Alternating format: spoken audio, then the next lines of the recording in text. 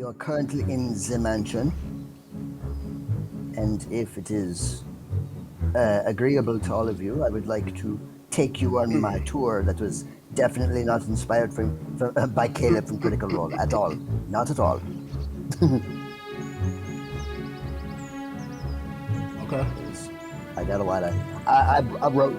I'm not done, but I wrote a bunch of things that I wanna give to you guys because you guys are awesome and my friends and stuff. And I wanted to wait till Chaos was here so I could give stuff to him too. Friendship And friends and stuff. So George, do I require your permission or should I just go? You can go. Cool. As always, at the end of last session, y'all stepped into LV's version of the Magnificent Mansion, which I dubbed Elveriel's Extravagant Estate. As you enter, the main foyer is a spacious one with a red velvet carpet and mahogany square-paneled walls. Each panel on the walls are painstakingly etched with imagery of moons, stars, and leaves, almost as if it's like its own moonlit forest design. Golden Roman-style pillars extend from floor to ceiling on either side of the entrance, creating a pathway from the entrance to a grand staircase that goes up one small flight of stairs, then splits into two other separate flights of stairs to the left and right.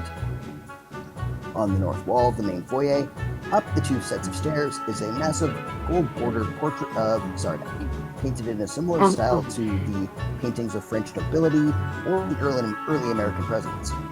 And about half a dozen near-transparent servants, clad in black tuxedos, are stationed here to take the coats of those visiting and to supply drinks and snacks to anyone who asks. And just so you know, Magnificent Mansion allows me to actually make these servants actually have features, so they all look like white-haired elves with black starlit eyes, like Elvie herself. There are two hallways to the left and right of the painting, each with their own set of rooms, common areas, reading nooks, and places where one can simply relax and enjoy pleasantries with current company. And by the way, if you want to role play or whatever, you can stop me at any time.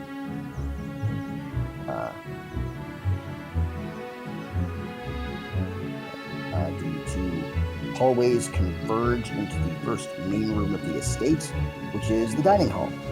An absurdly long, rectangular mahogany table is already furnished with plates, dinnerware, candelabras, and napkins of pretty much royal quality, and several throne-like chairs of gold and red velvet line every side and mark each end of the table. Near the left and right walls, two massive decorative fountains made of ivory could be seen, with the centerpiece of each fountain being a tall, androgynous figure with bolts of lightning in each hand and long flowing hair.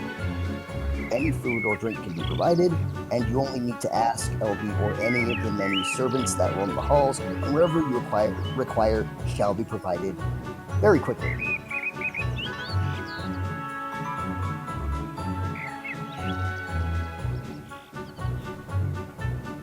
Wow.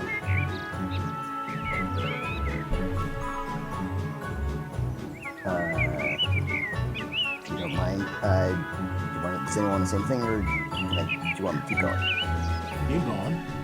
Okay. Once everyone has eaten their fill, they can retire to their rooms, which can be found to the right of the dining hall and down a hallway.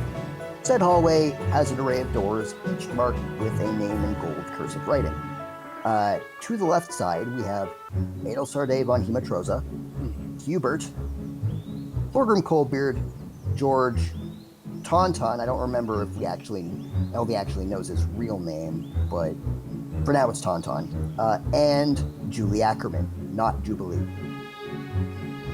To the right, we have Beastie 13, Elurius Uvaibu, Ophiuchus, and Otto. LV's room is suspiciously not there. Each set of living quarters is tailored specifically to each individual person and contains 3 rooms each: a sitting room, and to the left and right, a bedroom, and a very special safe space unique to that person.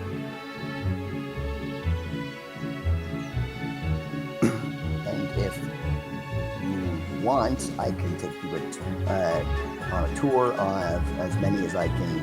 Like, I have each living quarters, like, I have 3 fully detailed, and I have a general idea for what I want to do with the rest, but, you know, that's all up to you if you want to actually, like, look inside.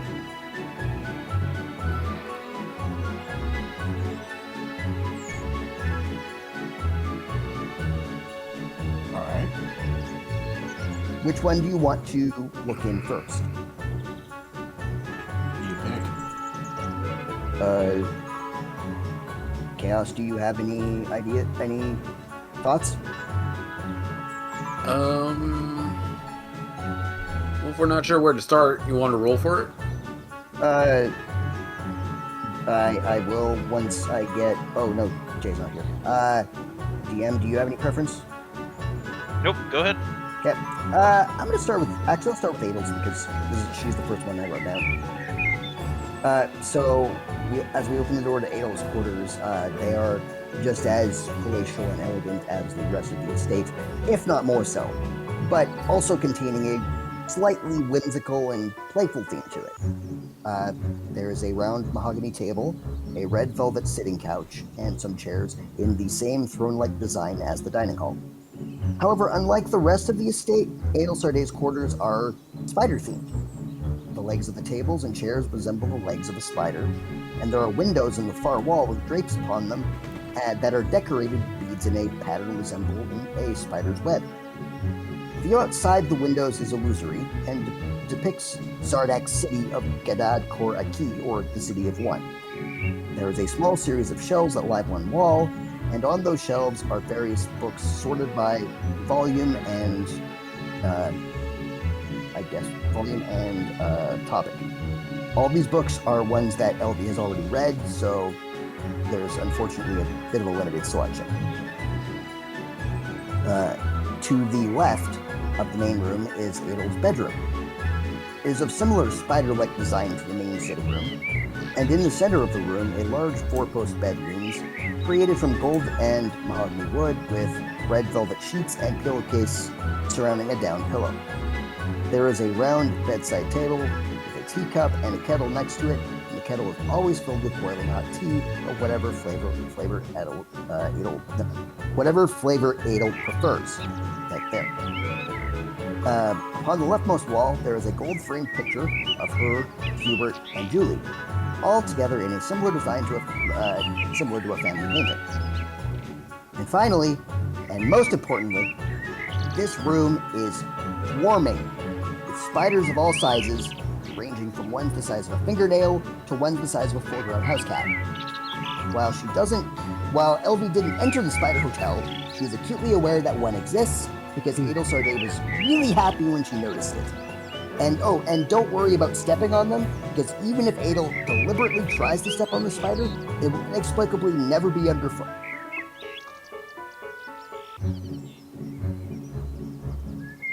Well, Adel is looking around very shocked at what she's saying. Is this to your liking?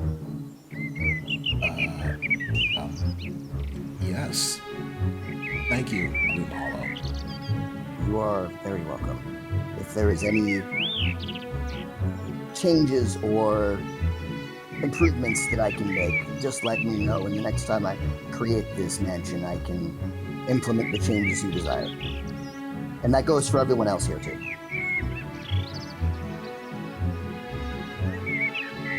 This is amazing.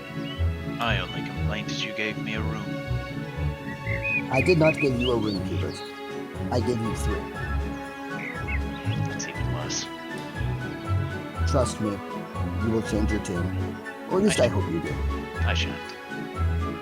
Very well.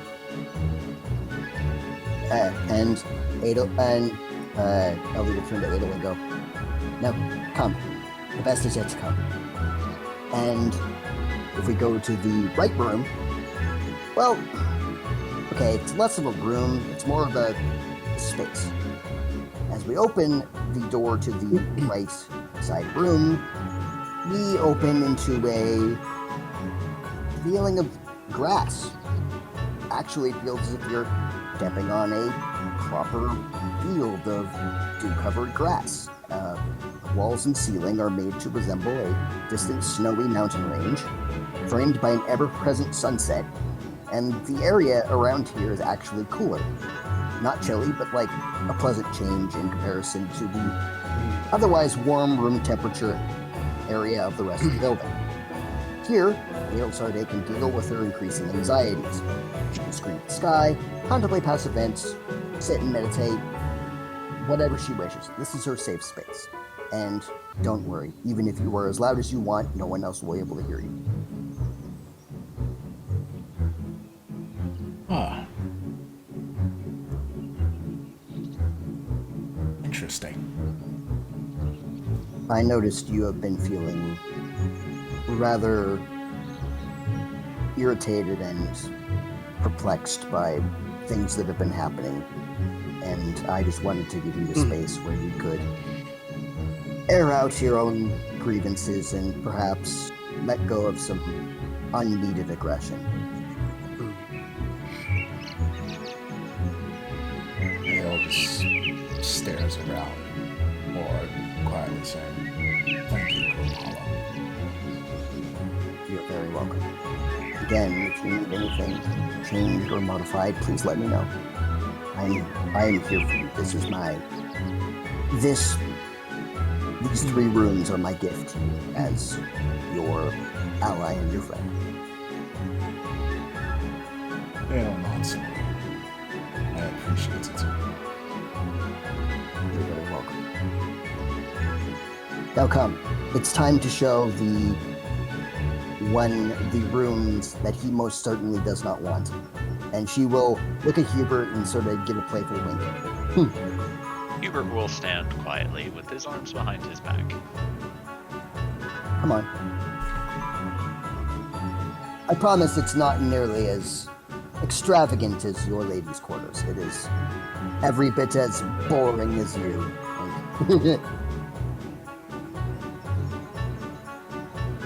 And if we go ahead and leave Adel's quarters for now, we go next door and we go to Hubert.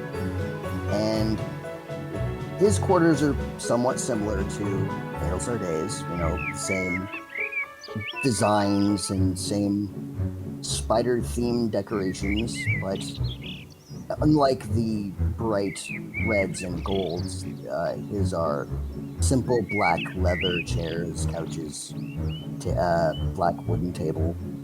The walls are painted black, and the red velvet carpet is instead a dark purple. Like Adel's quarters, there's a series of...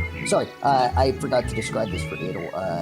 Both Adel and Hubert have a series of small shelves that line one wall of their main sitting area, and they're all filled with books that LB has read. And upon Hubert's shelf is a decorative plate, and upon said plate is a small, neat pyramid stack of oranges for Hubert to snack on. And LB will look at Hubert and just say, "Well, are you changing your tune now?" No. But it is appreciated. You're very welcome. Hubert's bedroom is also a simple version of Adel Sarday's quarters. It has a 4-post bed, and it's made out of black wood with purple velvet sheets and pillowcase. The same painting as the one in Adel's room is also in Hubert's room in the same location, and again, spiders roam the room freely. There's a small round bedside table with a coffee cup and a kettle next to it, and the kettle is always filled with boiling hot coffee of whatever flavor Hubert prefers. In Hubert's unique room, his quote-unquote safe space, it's a training hall. Hubert often doesn't speak of himself at all, really. But from what little LB has determined of Hubert's personality is he likes to kill things. He likes to fight. And so this is a place for him to hone his abilities and make it even more easy to put an end to things that he doesn't like. It's a simple wood-paneled room, and that contains training dummies of various sizes, bullseye targets line the walls in various locations, and should Hubert ever need to practice range combat, but that probably will never happen. I don't think I've ever seen Hubert with a ranged weapon in my entire life, or in the entire campaign. On a small table in the corner, there is another plate with more oranges on it, and that is entirely because you gotta manage your vitamin C intake while you're training. It's just common sense, at least for a nerd like Elby.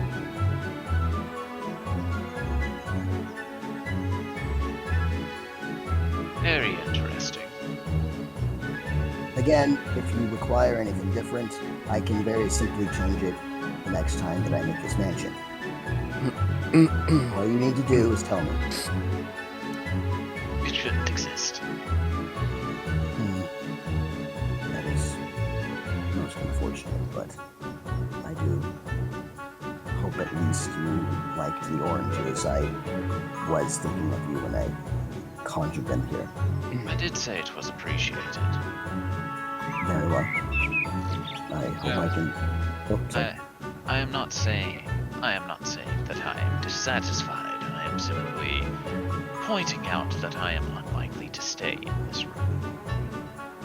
Whether you stay in it or not, I just wish you at least look at this area now and you recognize that I am thinking of you as a friend and ally.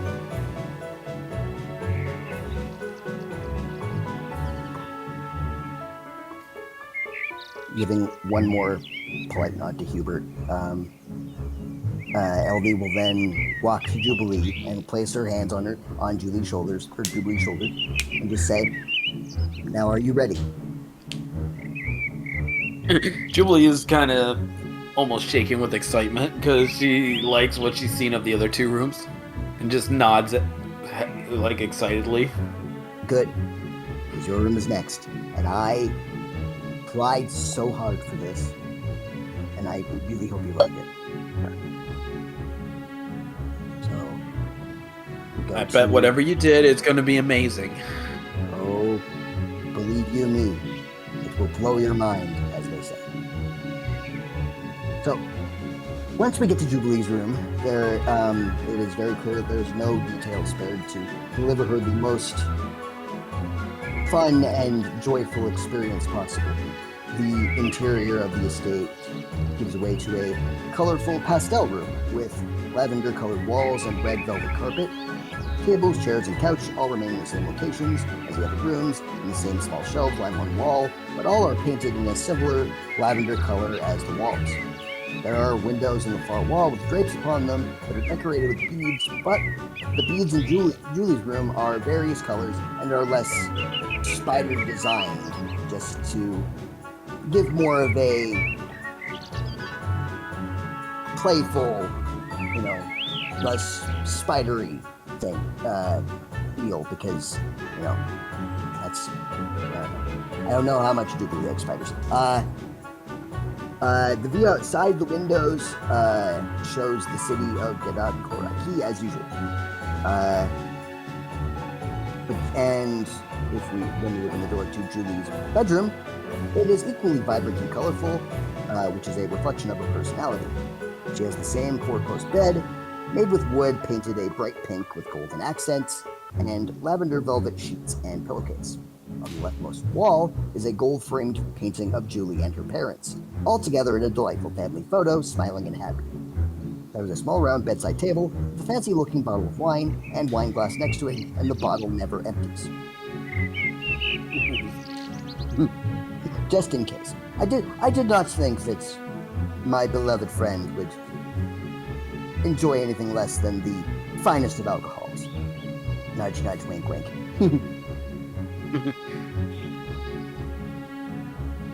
Mouth agape.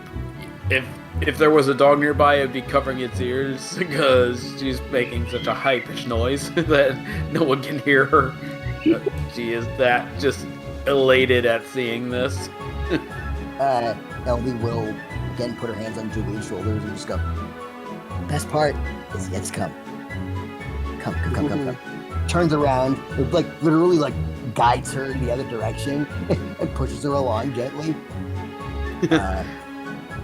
While Adelsar Day's unique room is intended for dealing with the anxieties and pressures of being both a royal and someone trying to stop their kingdom from, going insane and taking over everything, Julie's room is intended as a place for happiness. Like the idyllic mountain landscape in Adelsar Day's quarters, it is less of a room and more of a place, with the velvet carpeting giving way again to the feel of dewy grass underfoot. The area is bathed in sunshine, depicting a forest clearing, with trees and bushes all around where the walls would be. At the center of the space, a large, ornate wooden stage looms, decorated with colorful banners and drapes. Staircases on either side of the stage to allow anyone to step foot upon it. It is a simple space for a simple goal, to bring merriment and spread joy to all who tread upon this ground. Jubilee looks like she's about to cry happily and just almost bear hugs Elvie. I love it. Elvie will hug Jubilee as tight as she can and just say, and I love you, my friend. This is your space, and I hope you enjoy it. I shall. There's gonna be many a routine I'm gonna come up with in here. Good. I hope this fosters your creativity and allows you to have your own inspiration. Wink.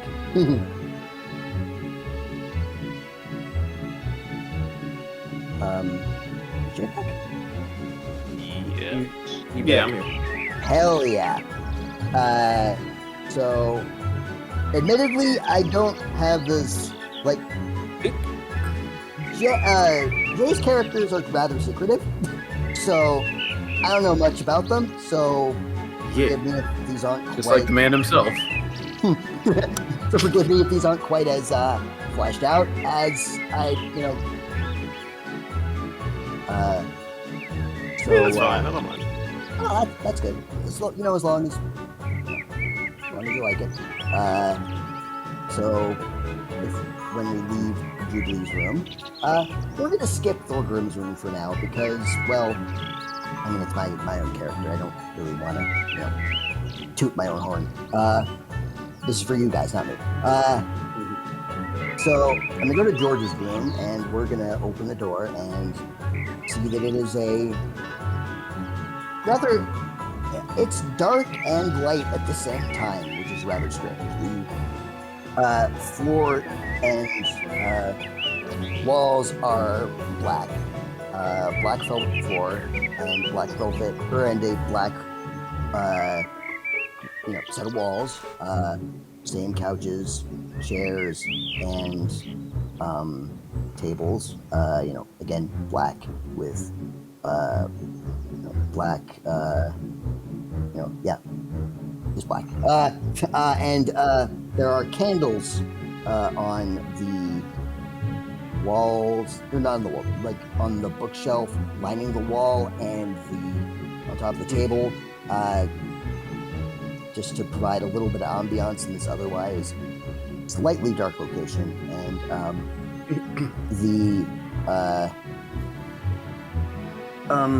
while the while the quarters aren't spider themed like Adel's, they do seem to have like a resemblance to I don't want to say like demonic, but they definitely like the tables and the chairs have legs that are almost like kind of clawed, like almost like a clawfoot bath, but like for furniture. And there's the usual window with the usual view to Gadad Koraki, and the beads on the drapes on said window are gold beads that kind of contrast to the grayish drapes. And yeah, it looks somber, but also oddly pleasant.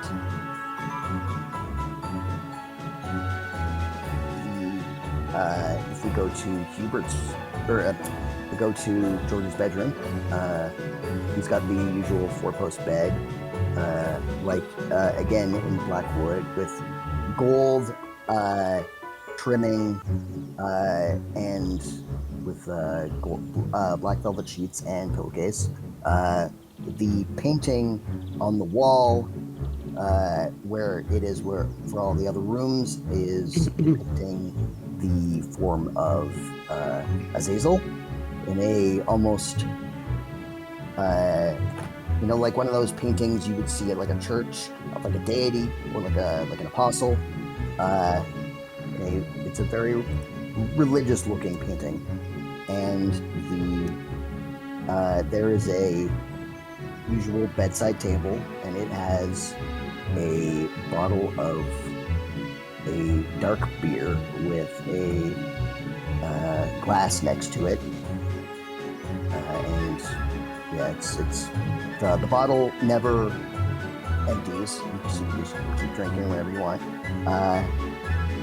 and yeah, it's a very simple but very, I wouldn't say elegant, because it's not quite, the same level of elegance to Adel's room, but it has its own, posh simplicity, I guess we'll call it. Yeah. All right, I like it. Oh, good. Glad you like it. And the room to the right is it's intended to be a training hall like Hubert's, but in a much different manner. It is more of a, I guess we could call it an occult version, where it has training dummies and it has archery targets, but there are also not really clusters, but like crystal formations in various locations. There are there's a crystal ball and some other like focus components for spells. There is a circle in the middle for any sort of like magical study or whatever you feel like doing at the time, like an arcane circle of sorts. And at the far wall is a large gleaming golden statue of Azazel, and it does something special when you approach within 5 feet of it. Does George approach it?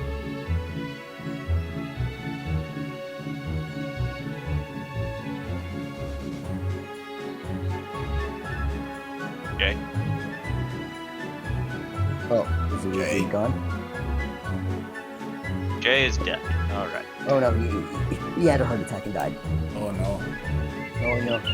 Rip and Dead. pepperonis. Oh yeah, it's a BRB. You are dead. You are dead.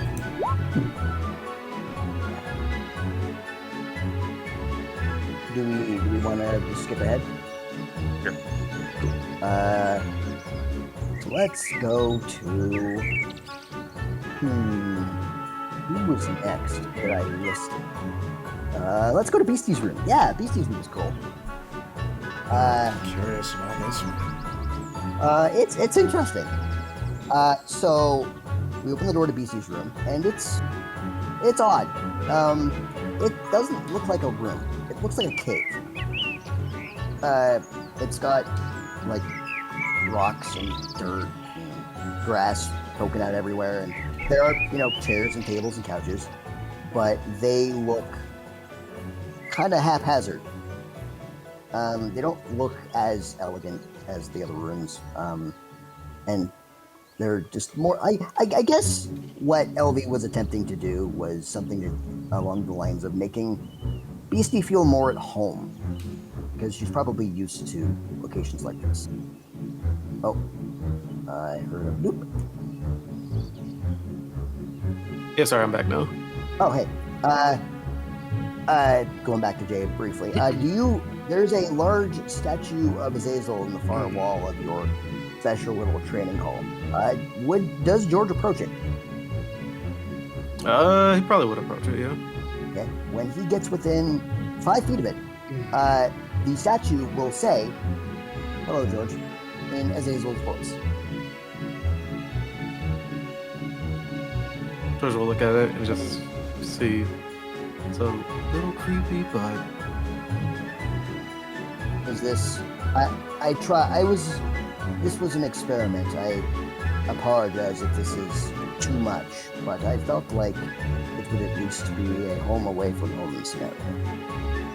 I mean, yeah, I understand that, but considering what we went through less than a week ago, I'm not sure how good I feel around gold statues at the moment. Fair point. Would you like me to change it to silver? I think silver would be nice, and then maybe without the voice for now. Very well. I shall amend the changes the next time that I make this make. Yeah. Either way, I do really appreciate it. You're very welcome. Anyway, back to Beastie's room. It's very natural. It's very. It reminds.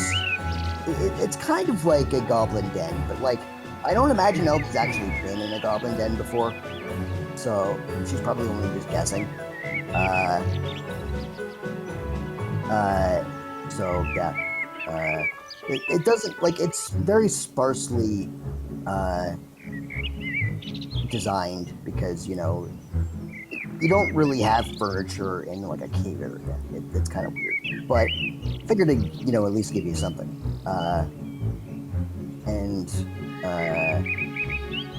Unlike the other rooms, there is no small series of shelves because Beastie doesn't read a lot, so. There is, to the left, is Beastie's bedroom.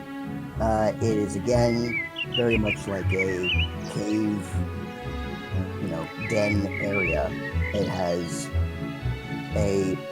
less of a bed, more of a pile of, leaves and grass. It's almost like a nest.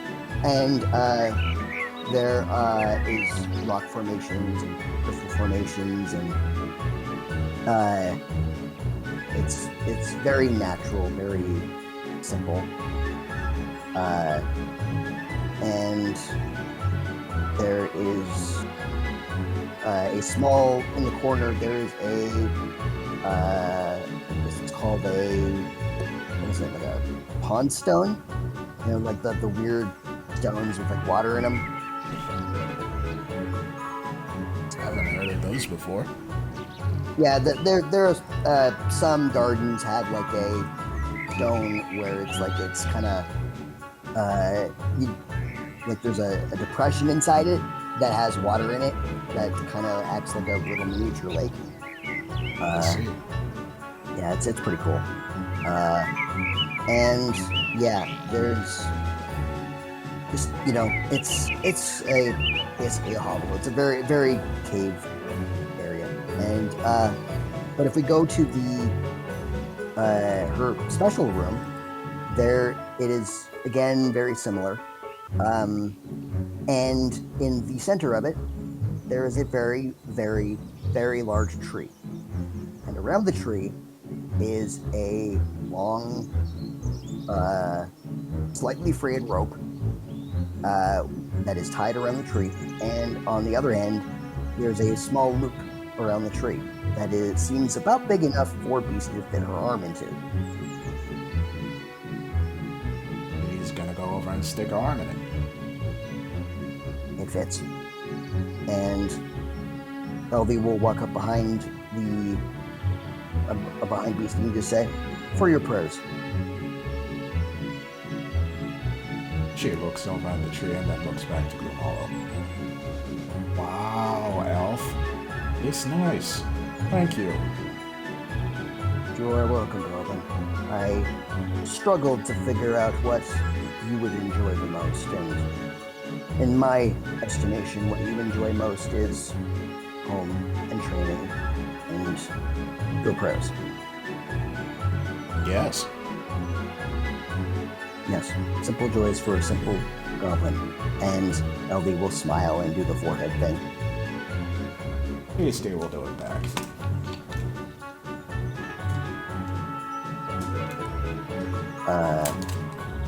Then we'll go to... Yeah, let's go to Scalodius, my buddy, my pal. Oh, father, my father. When we go to Scalodius's room, we will see a odd... Like, it's not really... Like, it's a change. Like, it's weird going from, like, you know, a dark, candlelit area to a goblin den, and then back to like a almost palatial area. But you know, it's a contrast to accentuate all of the other rooms, and so there are, again, you know, tables, chairs, couches. You've seen this before, and they're all a purplish brown color, and they are framed with not gold but brass. And there's a bookcase lining the wall as per usual, a series of shelves, again with the same books. There are the tables and chairs are designed in such a way as to provoke the feeling of like a very well-stocked monastery area. Very ornate, very majestic looking almost. And the drapes are the same color on the window as the walls, and yet again the window is the same, has the same view outside it of Tardak City. In Scalodius' bedroom, has the same four-post bed, made out of gold, and a slightly lighter wood that is similar color to the walls, and there's a small bedside table with a teacup and a kettle, and it's filled with tea whenever Scalodius wants it. And there is a gold-framed picture in the same place. And the gold-framed picture is very similar to the one that George has. And it is a picture of, or at least a purse depiction of Lord Draco. Yeah. And there are designs on the bed that also invoke pictures of dragons in flight that are carved in gold.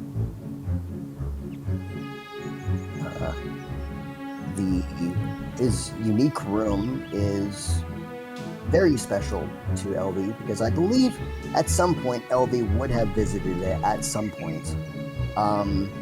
It is a slightly upscaled version of Scalodius' monastery back in Zardak City. It is the place where he preaches, but more well off, let's say. More like if they actually had more money to gussy it up a little bit. You know, there are pews, there's a podium, you know, religious offerings, whatever, what have you. It is your home, but it is also a more Is church. it is an ornate version of your church, more ornate than you probably are used to. So it's probably a little jarring, but then you go, "Oh right, this is home."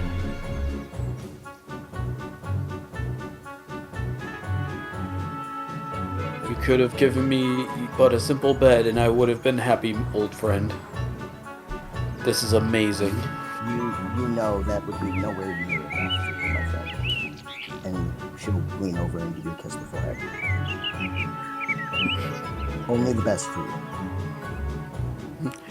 May the gods ever be in your favor. Well, one room left for now.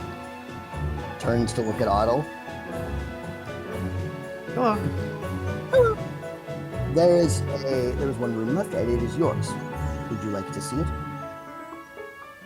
Sure. Okay. We will. I'll go to Otto's room, and we'll open the door, and it is a green colored room with green walls and green velvet flooring, and it is lined with a gold color, and there are pictures of, there are little designs on the gold lining that have images of carrots and rabbits, because, rabbit. And there are the standard arrangement of furniture, all also green and gold, and same bookcase, and there is, on the bookcase, there is a small, I guess we can call it a figurine of Hoppy, just sitting there, just looking all Hoppy-like. And the walls, or the drapes out the window are green with gold beads on it, and the image outside is the same. And what was I gonna say?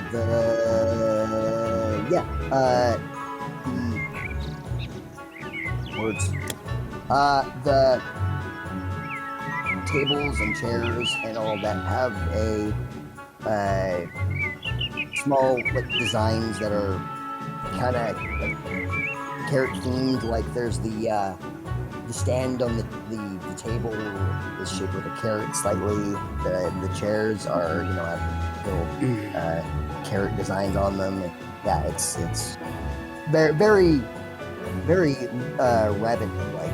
And so we didn't have a lot of ideas for this room because you were the newest member, and she tried.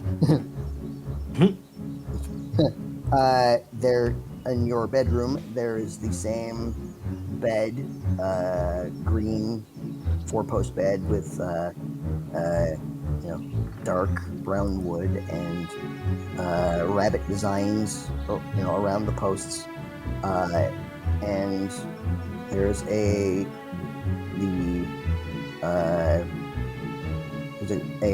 jug of water with a little cup, in case you're thirsty, and the sheets and pillowcase are green on the bed, and there is a gold-framed picture in the same spot, and this one is a little bit odd because you can tell there are supposed to be 3 figures there. One is obviously Otto, and the other 2 are strange silhouettes of 2 larger figures on either side of Otto, but there are no features on said figures, and LD will turn and smile sadly at Otto and say, I apologize, this picture is unfinished. I am unaware of what your parents look like, so I wish I could finish it, but I am afraid I can't until I am aware of what they look like. Oh. Otto kind of just stares at the photo for a long while and just looks at LV, gives her a smile and say, oh, it's fine. Would you prefer a different picture, my dear? No, honestly, it's fine. Okay. It is not fine, he is lying. I don't know if you can tell, though. Should I incite him? Well, since he told you he was lying, there's no need, so you can tell. LV smiles and tilts her head. Well, let's say, for example, if it were not fine, how would I be able to make it more fine? How would I improve upon it?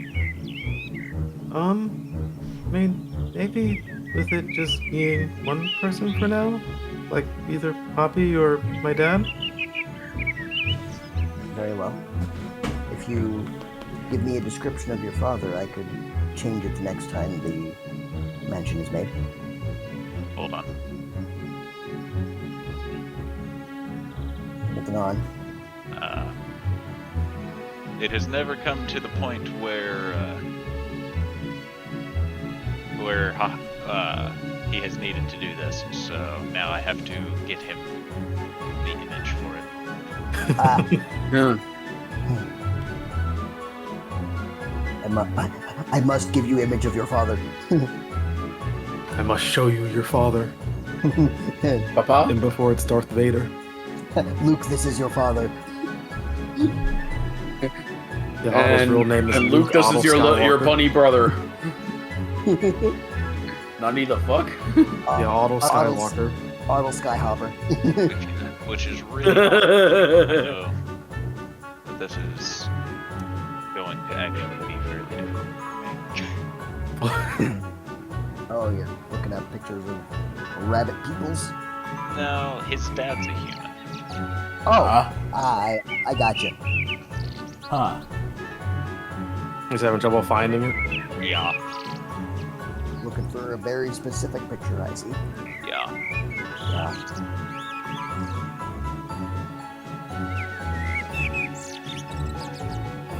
And it's somewhere on here. It's just a matter of finding the damn thing. I'll find it eventually. Shall I continue while you're looking, or would you like me to stop and wait? Sure, go ahead and continue as if he has answered, even though he has not, because I still haven't found it. Very well. I will Yeah, amend it looks like this. that. All right. I will amend the painting the next time the mansion is constructed. Thank you for your cooperation. Oh, okay. Still, I have one more room to show you, my dear. And Elby will lead the group and Otto to Otto's special place, which is a laboratory. It has a bunch of workbenches. It is very it's definitely more manufactured and looks more office-like than the other two rooms. And there are tools everywhere. There are pieces of metal and other materials that are required for building things. And there are machines and gadgets and bobs and bits, and it is very much your standard artificer's building location. And Elvie kind of, when she steps into this room, she kind of winces in a mix of sadness and worry, and then just turns to Otto and says, well, I could think of no other location better than a workshop for you and your machines. Otto's jaw kind of drops at the fact that he has his own workshop to now work in. Yes. He just actually runs up and gives Elvie a hug. Elvie will crouch down and give him a very, very tight hug and just say, you may be the last member of our group, but you were no less valuable. I do hope you know that. Oh, thank you.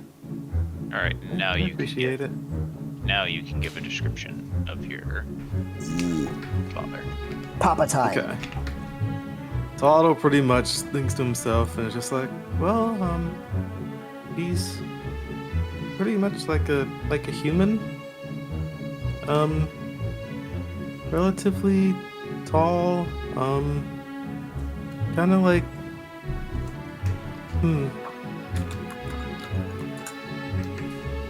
bluish robes.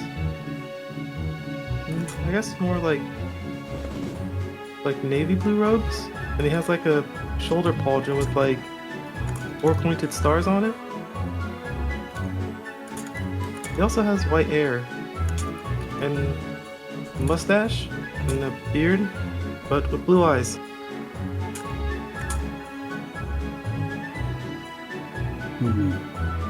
Seems like a rather dashing man. I don't know what that means. He doesn't really run a lot or dash. I mean, as in handsome.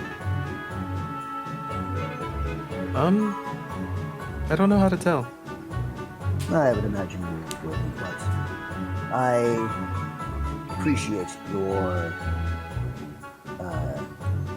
cooperation in this endeavor, and I will work to amend your painting as soon as the mansion is next constructed. Thank you. This is very valuable info. No problem. Thank you. You're very welcome, my dear. And as I said, you are no less valuable to this team, so I hope you work with me to make your experience here as nice and as positive as possible.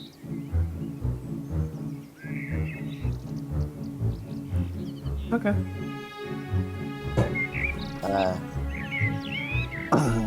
And I suppose last is Thorgrim. So we're gonna kind of speed through it because it's my character. So I don't really feel like role playing with myself right now. So it's a very the walls and the floor are just solid stone.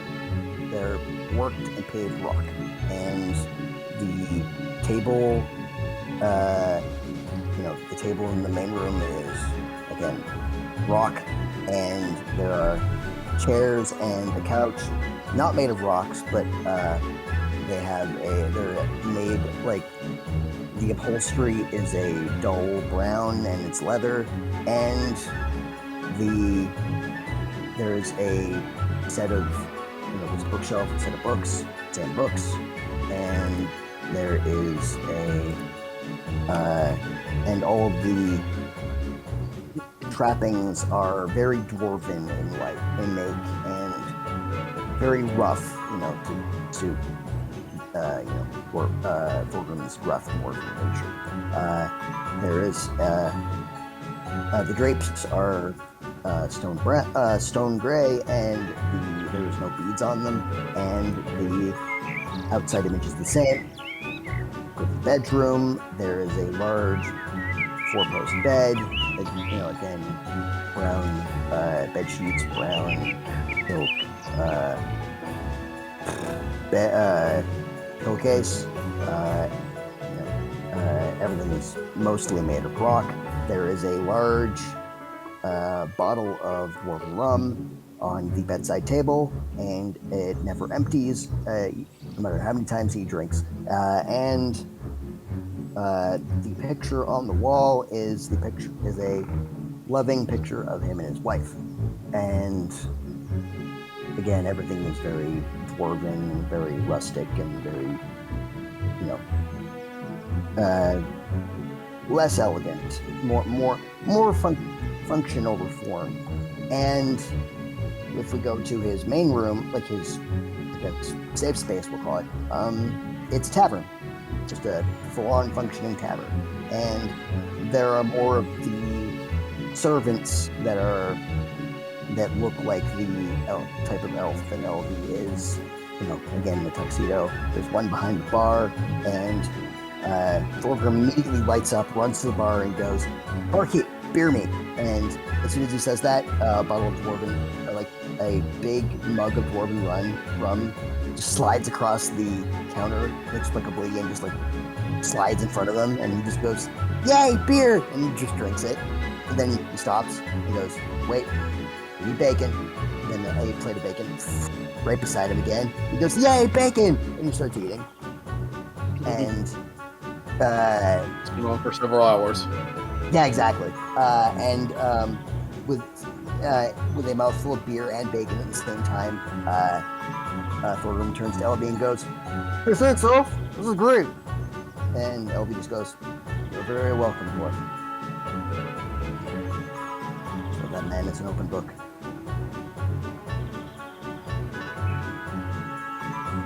Jubilee just kind of leans over. Open book with not many pages. No, very, very few pages and not a lot of words, mostly pictures.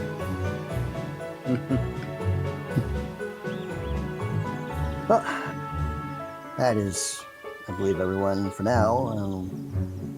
I suppose there is not a whole lot else to show you other than, some sitting rooms and other things. I have yet to think of other ideas to make this place truly unique and special to all of you, though I have tried my very best. Hope you all like it.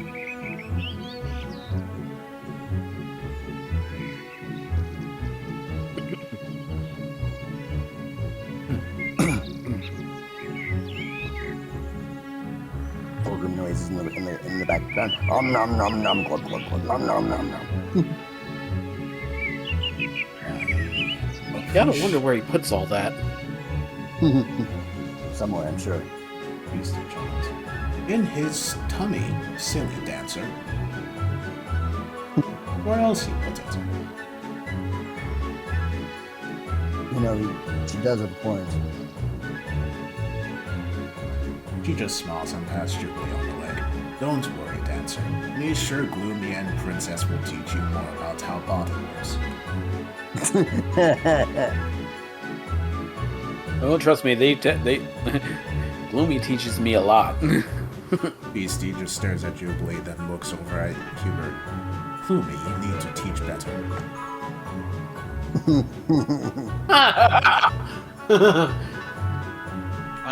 Yeah, Gloomy, I might need more private tutoring sessions. Unfortunately, I can't teach common sense. Beastie shakes her head. Silly Gloomy, it's easy to being mean to me. It's easy to teach common sense. As she takes out a gold coin. See, this is money. That's not sense. She pulls out copper. This is. No, that. It take me a while to teach children about money. Me can help teach you too, Gloomy. You see, you throw the money at people and then take what you want. Exactly. First, it gives you permission to steal.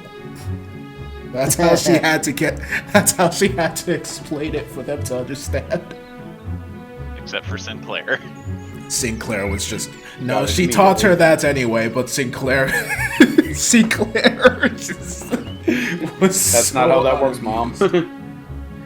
It gives you permission to steal, Sinclair. No. You buy things with it. Yes, steal. Panther, stabby now? Panther eating the coin. Munch? No. Munch? Well, with all of that out of the way, we were getting over that before your long rest, so would you all like to take a long rest? Yes. Indeed. Also, I think there was something that Adel wanted to... Oh yeah. Like I said last session, that Adel was going to be attuning to the spirit sigil. Oh yeah, also, one thing for Scalodius. They met a creature called a pest, which when they killed popped into a dragon scale. Yep. Yeah, Thorgrim has the dragon scale. Yep. It's in the burger. How do you the fuck? Yeah, apparently there's a rumor that all those pests that explode into dragon scales are born from a dragon that's somewhere in a swamp somewhere. Or something like that. An infected dragon. I was gonna think for a second, look at Adel. Is she wearing any type of hat or headwear? Nope. I was gonna think to himself. I have another idea. He's gonna walk over to George, and can I have your boots, the magic ones? They're like, sure. I wasn't planning on using them. Yeah. You'll handle the boots. Otto will then put the top hat and the boots in his bag. Okay. Oh my god. So, as the night goes Sure, on, shitposting just explains Scalodius right now. as the night goes on, and Adel, you will attune with the item with no issue. Adel, as you wake up in the morning, you feel your mind being washed over by a. You feel your mind getting washed over. It is a very familiar sensation, as something is casting sending to send you a message, a special message only for you, that goes, please insert 1 coin to continue. Oh my god. At What which in point the message goddamn- is over. Yo.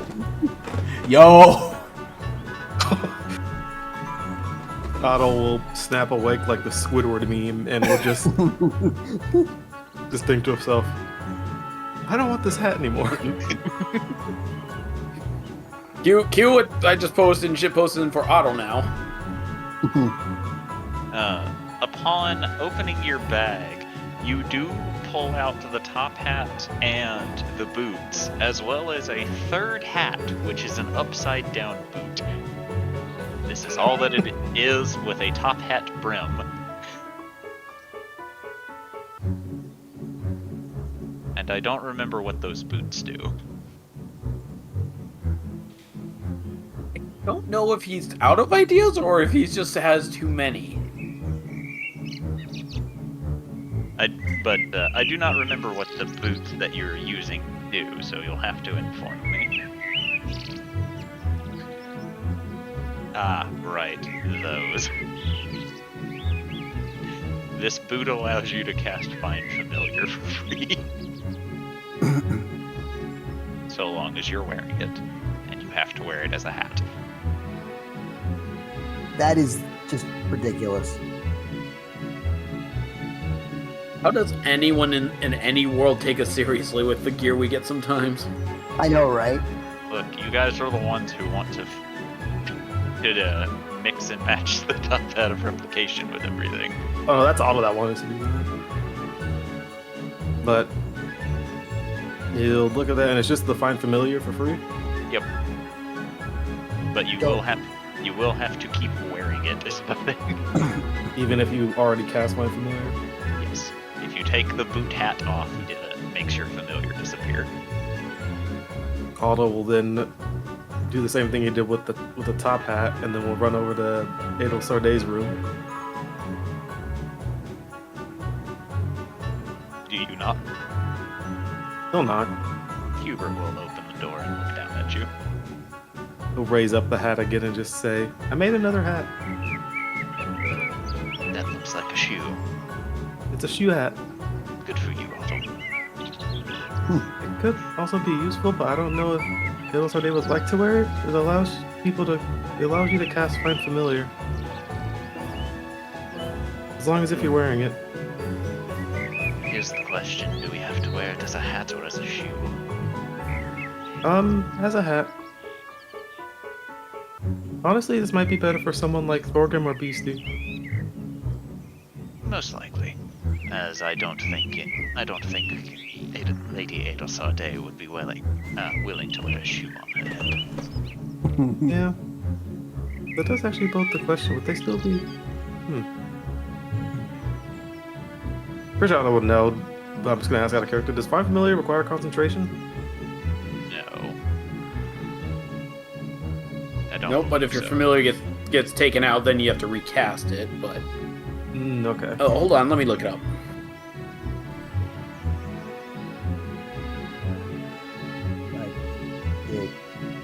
No, it does not. Duration instantaneous. Yep, like I said, it's just something you have to recast to get a new one or to re-summon it. But with you having it for free, that's really not a problem. Yeah. So Otto will then think to himself, and then he'll go wait outside Thorgrim's room until he's ready, or until he wakes up. Alrighty. Elvie, as you begin to awaken, you actually feel strange. Like something is missing from you. As if you didn't get a good enough night's sleep, as your body feels cold. As you wake up, you notice that your body is not in peak condition. Your hit point maximum is reduced by 11 points. Whoa. Again, I have no context for last session, so I don't know what happened. Yeah, May I determine a possible source? You are not sure. And in order for you to determine a possible source, you would have to consider everything that may have changed between now and a few days ago.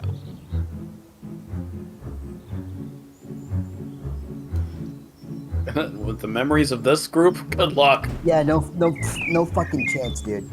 Well, that depends. What is defined as a few? Is it like a week or like 3 days, for example? Couple. Okay. 2 days. So 2 days ago. Yesterday,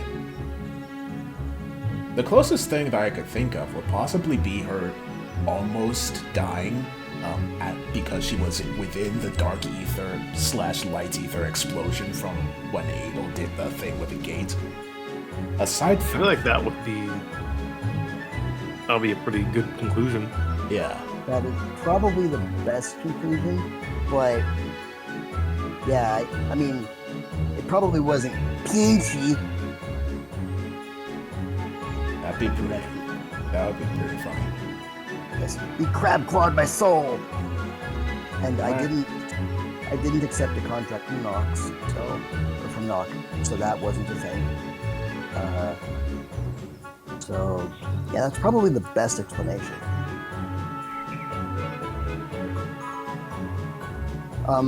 Am I aware this may be a recurring thing? I wouldn't want to waste away. That would kind of suck. You're not sure.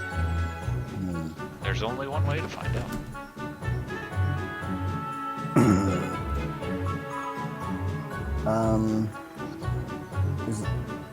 Would that require? Can I do a medicine check, or have somebody perform a medicine check on me? I will allow you a medicine check, sure.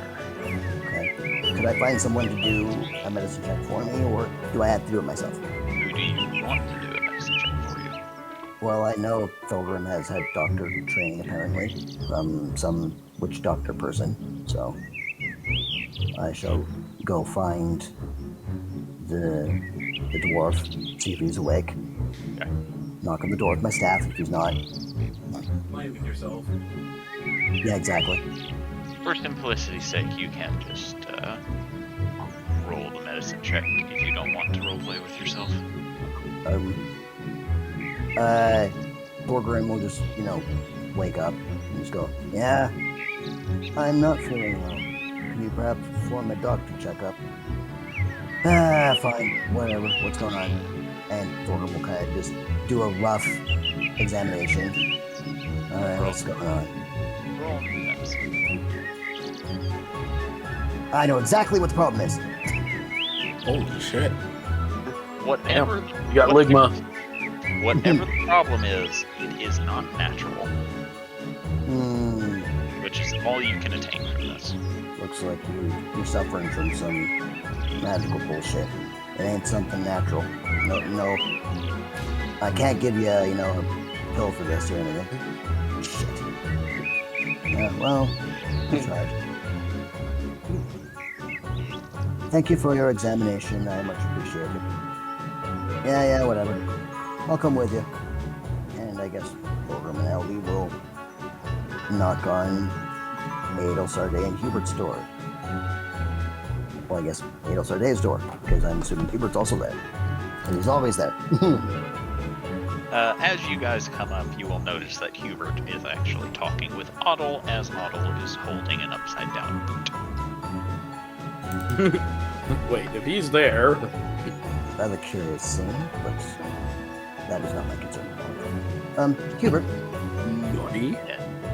Yes. may I inquire of your magical aid at the moment? Unless the magical aid you require is making something magically unalive, I probably cannot help you. Do you have any experience with curses or magical illnesses, perhaps?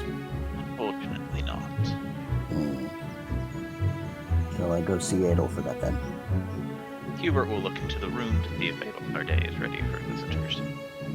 She seems fairly ready. Come on in. Very well. Does Elfie look different at all? No. Good morning. I wish I could say I come with good tidings, but I'm afraid that is untrue. I'm not feeling so well.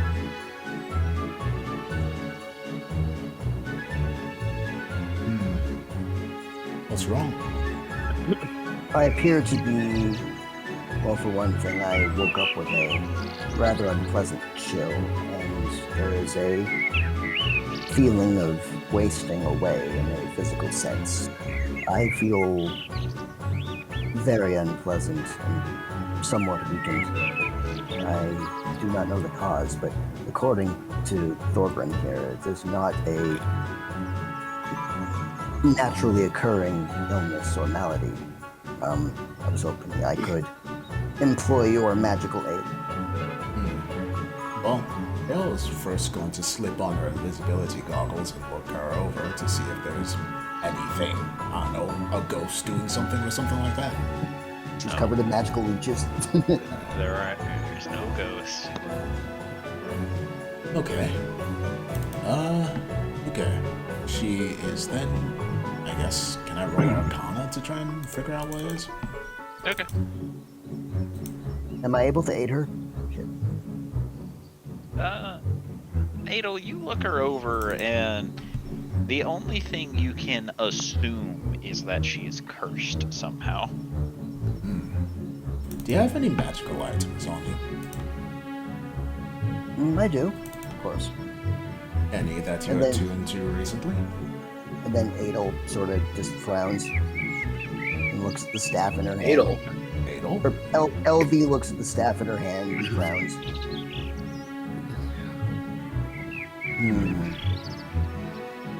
It appears this may be the cause. But we had it identified. Wouldn't an identification notice it was cursed? Identify did not tell you of curses, my lady. Indeed. So, my question is, I am familiar with arcane, not divine. Would we need to remove the curse on the item or myself? I can remove the curse off of you, but then you won't be attuned to the item anymore. And if I reattune to it, it would simply reactivate the curse. Yes. That's a shame. I really like this. Well, it seems like a fairly powerful staff. I'm assuming that it might just be the... what's the word? Cost of its usage. But if you don't want to use it, then I understand. I do want to use it, but I would rather use it and not be cursed at the same time. I do not think that is possible. That is a damn shame. At least not possible with what we have. I could ask Currently, Father, maybe. but... Yeah, I could ask Father if he has an idea. Then she'll send the sending Tobitus saying, Father, is there a way to remove a curse off of a magical item without unattuning from it? I'm outside the door. This is his reply. So He is does that not. So is He that does a not yes? answer. He does not answer you. well, she will use some sorcerer spell points to get her that 3rd level spell slot back, and then she looks to Elvie and shrugs. We'll have to go outside to ask him. Outside the door, Yes. like outside the building. Yes. Fuck it. How the fuck is Obi? Sorry? My Obi token's missing. Oh, that's why I unfortunate. sent him. Sent a sending. I thought he skedaddled somewhere or something. No, he should have. Because last time I had him was over here, because he was... There he is! Jubilee peekaboo. covered him. Wow. Whoops. Jubilee was sitting on Obi's lap the whole time. Get your hands off my father. She was just riding him all night long. Ugh. God, it's horrible. Because... Hold on, let me make a check. Because... he was... Jubilee ain't surviving that. Succubus powers activate. Oh God. Because he was doing something for George. So, he wasn't leaving. That's my bad. I actually did not see his token when I moved Jubilee over there. I don't think any of us did. My bad. Can we undo the thing where he uses the spell, because that was my fault, not his? No.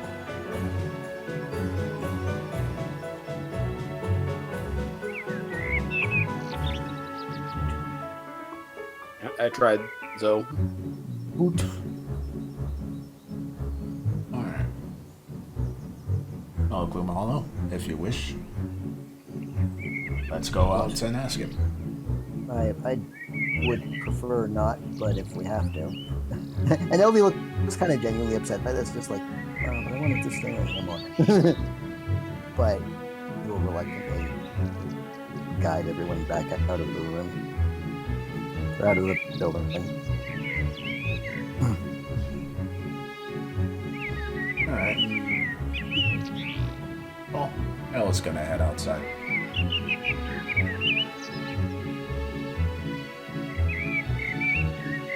You come out, you see Obi currently making a compass as he looks to you and says, "Who do you think you are, scrying me over less than 10 feet away?" It was not a scry spell, it was a sending spell. Which is a type of scrying. Thank you. You said be scry, fair, not sending. To be fair, we were also in an alternate dimension, so that has shenanigans attached.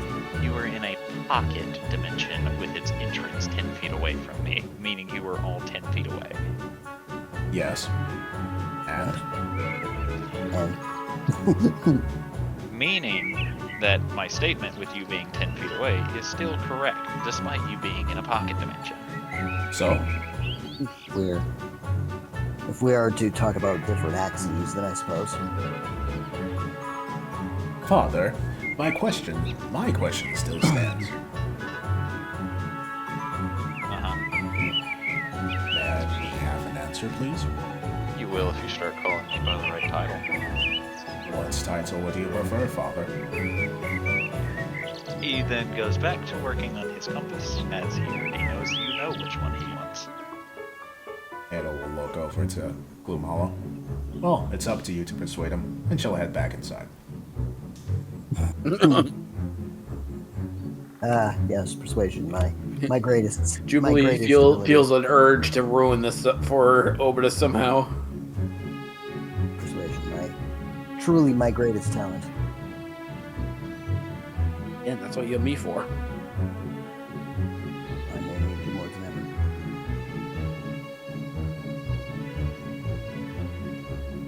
ever. Are you gonna go fetch the tiefling? Are you still in the room? I don't know. Did anyone bother to come get her? Not if you stayed in your room. There you go. One moment. Wait. Waiting. Wait. Hang on. Waiting. Hanging on. I need to read the spell specifically.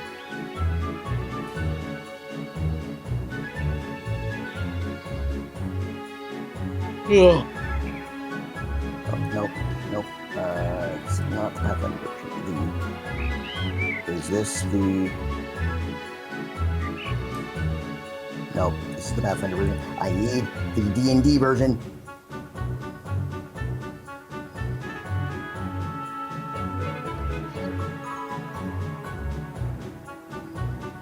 Oh.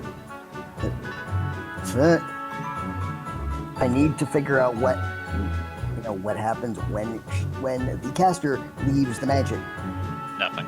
The mansion stays up for 24 hours, regardless of if you're inside or not.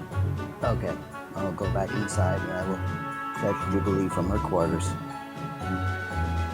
I will politely knock on the door. Are you there, dear?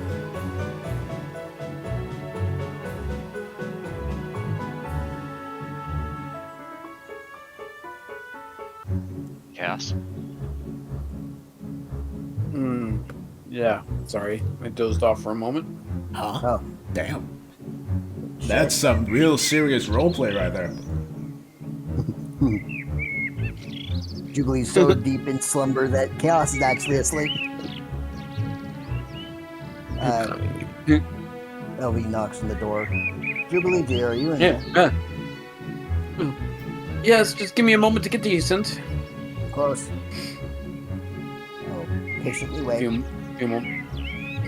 Few moments later, Jubilee will open the door, fully dressed. How can I help? How can I help you, Elvie? For a good morning hug. Good morning. I require your assistance in the ability to persuade someone to do something. Obitus is being particularly fatherly again, and Hero Sarday is not appreciating it.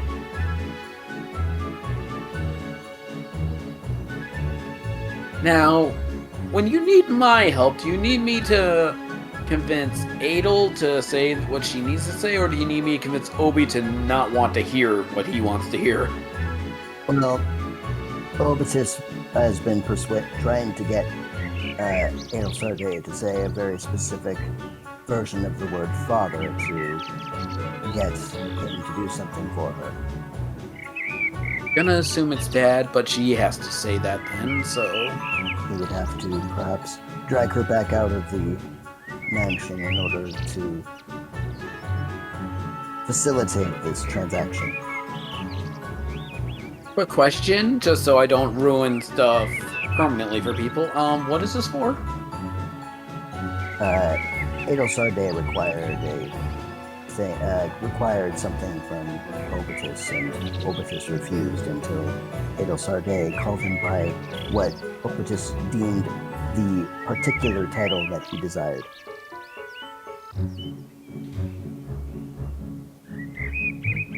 I doubt this'll work, but I might have a way to trick him. I highly doubt that will work. Highly doubt so too, but I think I have a better chance of tricking him than convincing Adel. Do you really think so?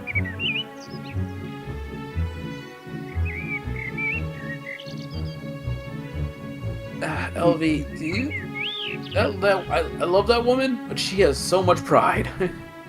I believe Obitus is the same, like father, like daughter. Except Obitus is a fair bit more eccentric and a lot more powerful. No offense to Adel, of course.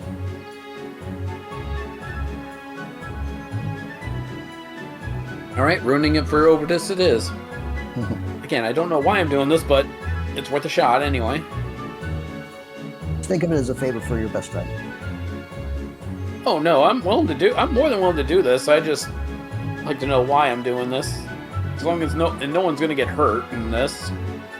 Except maybe me. I do not believe harm will come to you. You have no idea what I'm about to do. And LV's face just goes like completely blank.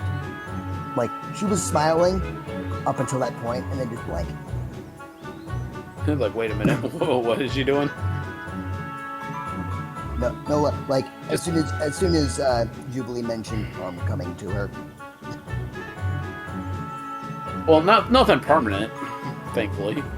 Harm is harm. No one will harm you. Not while I am here. Alright, just go back out there and I'll wait by the front door. Very well. Now, LD is now very Just local. tell him you convinced her, Adel to say it, but she's not coming out. Very well. I will very reluctantly leave Jubilee's side. And Jubilee will wait by the front door. For this bad idea. I will return to Master Obitus and nod my head.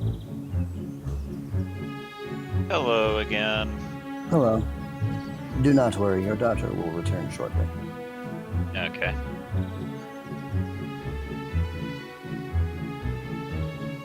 So what's up with you? Oh, I'm actually feeling quite good. I have flexed my first use of my magnificent mansion spell, and I have crafted a domicile that I believe is fitting for the allies that I am with. I'm glad you like your spell. It is a very fantastic spell. I would very much like to shake the hand of the one who made it. No, I would take credit, but it wasn't me. What a shame. I gave you a bit of an opening. And LB sort of just grins. Yeah, I've created a lot of spells. Not this one though. May I inquire as to which spells you have created? None of them at all useful, he says. Except for Vigor Mortis. I'm very proud about Vigor Mortis. Ooh. That sounds interesting. It makes undead stronger, faster, more resilient. The downside is they kind of decompose rapidly once the spell ends, but that's fine. Harder, better, faster, stronger. So, a form of the haste spell that only works upon undead and has an equally unpleasant side effect. Alright. But it also makes them more resilient to physical trauma. So, upside, downside. And since, typically they're zombies, we don't lose much from it. No, you could simply create more. So long as I have bodies, and I always have bodies. I'm sure you do. I am sure you have no shortage of spells that are very adept at clearing a lot of bodies in a great area. And, Jubilee, what are you doing? Basically, waiting for a good break in the conversation to do the minor illusion. Like, again, since I'm hidden away, no one sees me casting this. And to make it sound like Adel saying, like in a slightly exasperated voice, like, "Okay, Dad, can you please help my friend?" Obi, who is tinkering with the compass, will raise his left hand as a mage hand will continue working where his left hand stopped. As he flicks his hand, and Jubilee, in your dad's voice, you hear the "I'm not falling for that," as he immediately goes back to his work. Of course. Yeah, I had a feeling that wasn't gonna work. Yeah. Well, time to chat up Adel and hopefully get her to do this.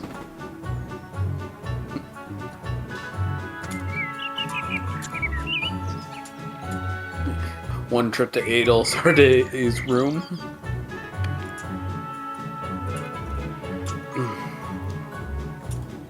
Adel. Adel will look over. Yes. I don't know 100% what's going on, but I tried to trick your dad for you to say the word he wanted to hear, and apparently it didn't work. Pretty obvious. Are you sure there's no way you can't just say it just once? I'm not going to call him that. It is improper. Well, it's either Julie then gets a mischievous grin. Well, it's either that, or the ultimatum is I call him something worse, and it gets really awkward for everybody. Oh God. Not for me if I'm not there. And knowing father, he would make it awkward for you. True, but he would also make it awkward for you. How? I wouldn't do that. He would go. This is your father we're talking about. He would go out of his way to do this. I'm not He so would sure. make it a way.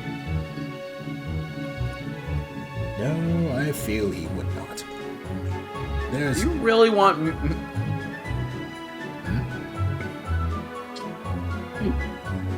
Sorry, I got distracted with what Matt did. Sorry. Couldn't resist. It's good, and you're on the right track. Yeah, no, I'm well aware. Look, I really don't want to try doing that kind of talk with your dad because it's awkward for everybody involved. But I don't know how else to help Elvie, and I'm really confused on why she needs this, but I'm willing to help. The staff that Julie she... has no context to this curse situation, so... The staff that she is wielding, while very powerful, is also cursed. She wants to be able to use the item without suffering the effects of the curse. Want to have cake and eat cake at the same time. I guess Jubilee, knowing this information, can she make an Arcana check and think about if there would be a way? I don't know. I was not privy to this. Yeah, I don't know shit. You're not one in the ways of magic. Yeah, I've got nothing.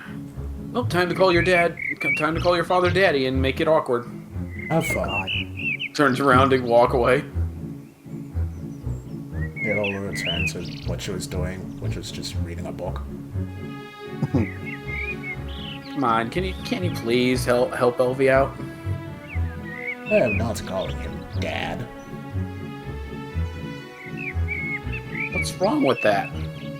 It feels like he gets the victory Casual? if I do that.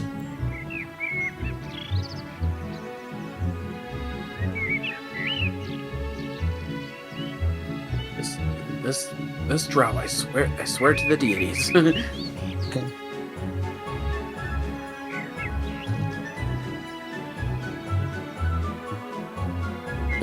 Looks around for Hubert.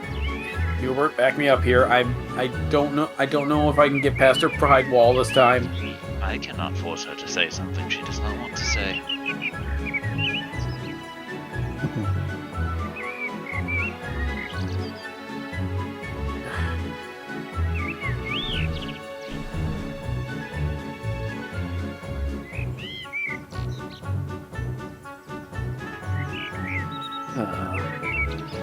I can't either, considering... I can only try to convince you, Adel. I'm not going to force you into do anything.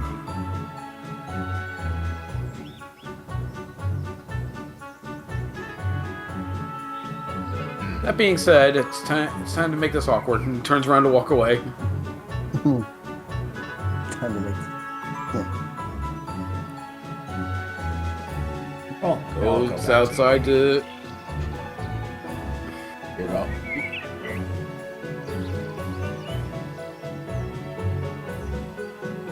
He just walked up where Obidus is. Yo. I think I need to embarrass your daughter. Good luck. Well, embarrassing her, I'm sure, is pretty easy, but I'm trying to convince her to say what you want so you'll help Elvie, but... Is there any way I can convince you? depends on what context you mean by that.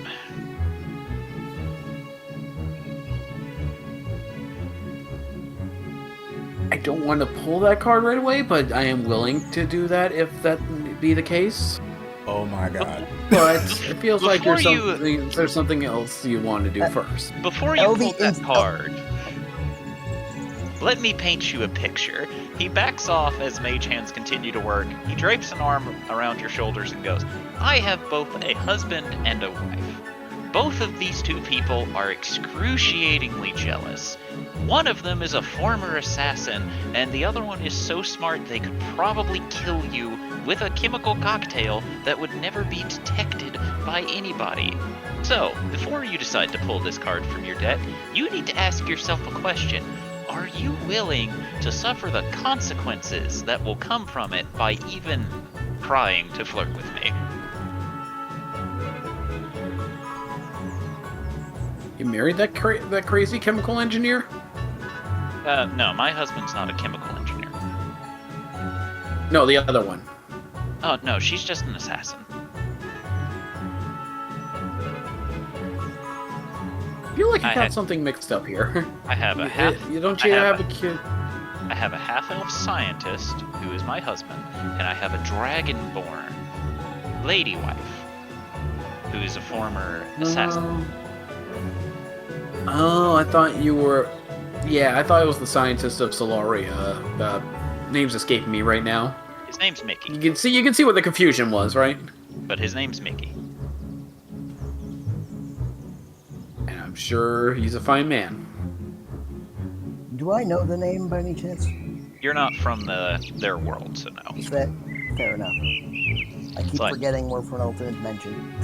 But my lady wife would very calmly walk up to you and shiv you between your third and fourth rib on your left side, which I found out... No, wait. It's either the third and fourth or the fourth and fifth rib, which I found out is the easiest way to one's heart whenever she stabbed me. But Mickey could find a way to kill you. The heart was on the right side. And your heart's on your left. It's right here. He says poking your heart from your ribs, which is on your left side, and goes, anyway, but both of them are very jealous people. So do you really want to risk flirting with me?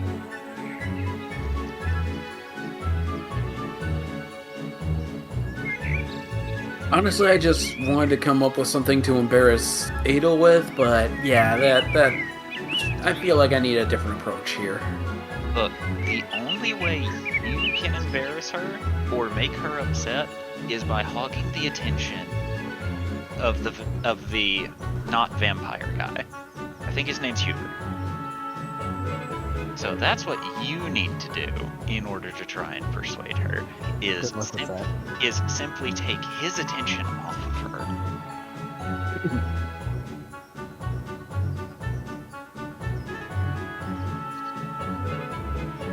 You know?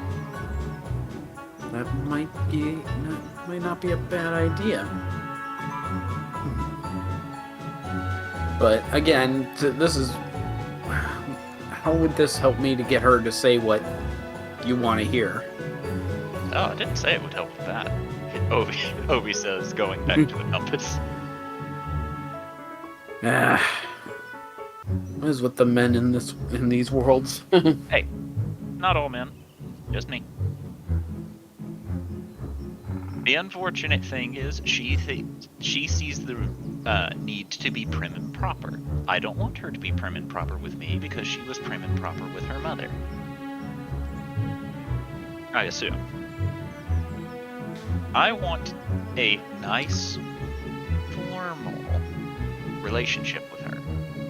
One where she doesn't feel the need to call me father, because that doesn't feel like there's any actual connection. Yeah, but she feels like it's a victory for you if she gives in. And it's kind of weird. Yeah, because it would be nice for my daughter to actually consider me, her dad, as opposed to just, oh, I am the male that helped make her come into this world. But whatever floats her boat. She can continue to hurt my feelings, and I will continue to be there for her.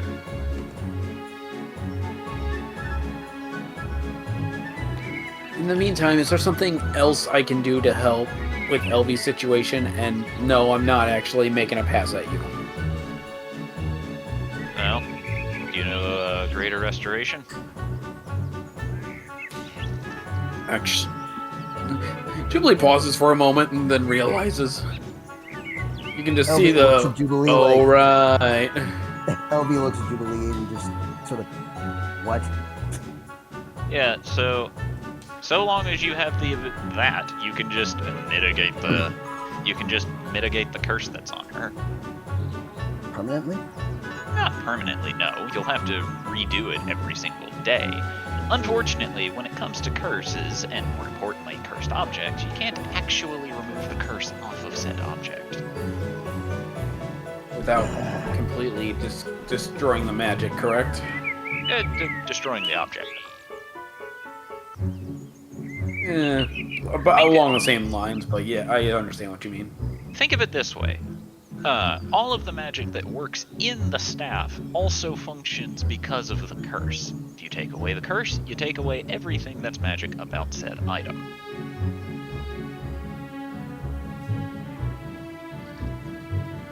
Well, in the meantime, Jubilee will get her chimes going and get the restoration going to at least alleviate the current problem. And LB will start unattuning to the staff. You don't have to unattune to it. Yeah, but I don't want the curse to persist. I don't want to lose HP every day, or every hour, or however long it is. Well, let me put it to you this way. It's every day. Greater Restoration gives you back anything you lost, and all it's going to cost you is a 5th level spell slot every day. But I don't want to waste one of Jubilee's spell slots every fucking day.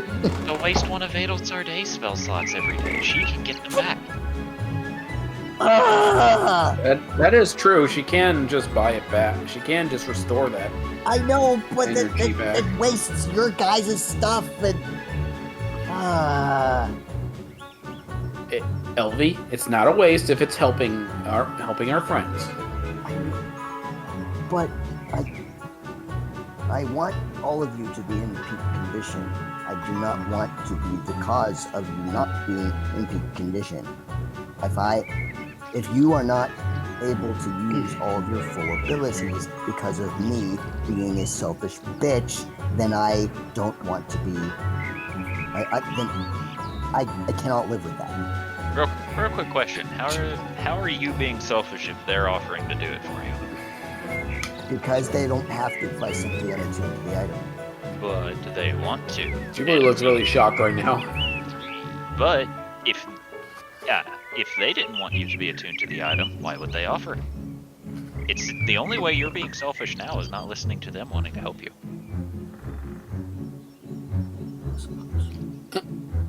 I'm sorry, back up. LV, did you just curse? Yes. This is the first time in 100 years that I've cursed. First time in 100 years? Yes. That's not good enough. Why? You should curse a lot. Makes you more honest. Like me. I suppose. Are you sure this is okay, Jubilee? Well, I was gonna ask real quick, Obi, do you think it's the attunement that causes the curse, or just using the item? Now, based on the fact that it occurred throughout the night, it's probably the attunement, if I had to guess. Alright. If it's making you too uncomfortable and you think it's too much of a risk, you can unattune if you want, LB. I can't make that decision for you, but just know I am willing to help you out if you need it. Are you really willing to give up a spell of decent level of power just because I want an item to make me more powerful? Well, it gets me more chance to practice with these, and points at the shield and sword. Need more practice with those anyway. LV will walk forward and grasp Jubilee's face with both hands and lean in and just say, "Are you absolutely sure?" I'm sure about helping you. I'm not sure about what you're doing right now, because I'm getting mixed signals now. I just want to make sure that you are comfortable with me keeping this so that I can be more powerful. If you have any... I do have what's the word I'm looking for? A caveat. I do have a caveat with this. I'm only comfortable with this as long as it doesn't hurt you too much. If it becomes too much for you, I will ask that you stop using it then. Indeed. Otherwise, if it comes to my spells, that's fine. Only if you're absolutely sure with giving up a spell just for me keeping this. I don't want to Hey, hinder in worst you. case scenario, we can get Sarday to do it. Man, there must be some weird magic frog in here that keeps repeating the last thing it's heard. Otherwise, I'm just reiterating what you brought up. Otherwise, must be a magic frog in here that repeats the last thing we heard. like Obi says this, it's like, otherwise you wouldn't have had the same conversation 3 times. Otherwise, you wouldn't have the.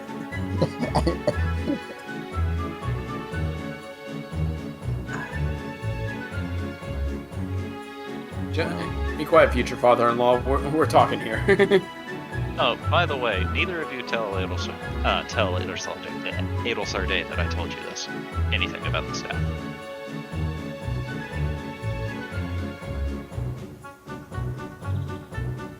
Well, then Why not? How will we explain that I need her to give up a spell slot every day? Clearly, I don't tell you how the curse functions, and then you just ask her to do it for you. You don't want to. Clearly, she wouldn't want you guys to be hurt by the curse. Very well. You don't want her knowing that we got the information, basically. That makes perfect sense. Very well. We will keep the information as limited as possible to not worry her. Oh, no. You will not tell her that I've told you how that zap works. No, I was simply saying that I need your assistance every day for a greater restoration. That is all. Yes, good. That is what I Yes, meant. LV will not tell her. Otherwise, I will have to bestow a curse on you both. And it will be very, very inconvenient. Though I will have to ask, I would very much like to know about your vigor mortis, if you would be so kind. You want to know about his what now? Are you okay with necromancy? I mean, to a means to an end, I suppose. Because if you're okay with necromancy, I can try and teach you. I mean, we did venture around with a living skeleton for a long time. I don't think that's too big of a deal for us. Yes. His name was Patterson. He was a good boy. Yes, I meant Patterson. Very strange, though. I still don't understand how we began to talk. They do that sometimes. I wonder how those two kooky guys are doing these days. Yes, I wonder what they're doing. I do miss them. Somehow.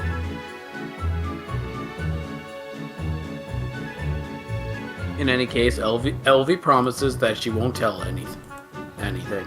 Yes, I will simply say I have a quiet air, that is all. Yes, because if you inform her that I gave you the information without a price, I will curse you to where you cluck like a chicken every time you hear a piece of paper be turned. Like say your spell. That's Goodness. oddly specific. That is particularly effective. I'm quite impressed. Yes, but LV does promise not to tell her. Indeed. Do you require something unique like a pinky swear or some other way to seal the promise, or shall I just say I give you my word? Seem like you'll hold your word. But if I find out you tell her, I will know. I might Yes, have I don't doubt that you'll know if LV tells her. Indeed. I might have an informant on the inside, tracking your every move. How can I know that you haven't the ability to permanently scry anyone you want? No, you guys have It's a those. spider, isn't it? You guys have those pesky things that some of you are still wearing that I can't do that. You can't pierce through them? No. I'm impressed. It's the spider, isn't it? It's the spider. What do you mean? He's your inside guy. What spider? Adel has a little spider friend. His name is Birdie. Oh, that's adorable. Named a little spider after you were. How did you know that? Named Hubert, Bertie. Kind of goes. He then just makes a motion of the nickname and Hubert's name going hand in hand together. Fair. I narrowed slight distrust. Obi looks at you, very calm face, and continues his work on George's compass. Well, we've done all we can today. Yes. Time to see where Adel is going to lead us next. Indeed. And to fix this issue of weakness tonight, something like that. Like I said, if it becomes too much for you, then unattune. Otherwise, I'm fine with helping you if Adel doesn't. And yes, I think. Jubilee did cast Greater Restoration according to the chat log, so you have. You actually did? Okay, cool. Yeah, I did. You're free of it today. Thank you, darling. Appreciate it. Like I said, as we walk inside, you promised you wouldn't tell him. Indeed. Oh, What shall I say? That I'm suffering from a sickness? Well, maybe I could do the talking. I know where this is going, and this is going to be interesting. You know, right? I chose my words carefully, and he'd never stop me. Uh-huh.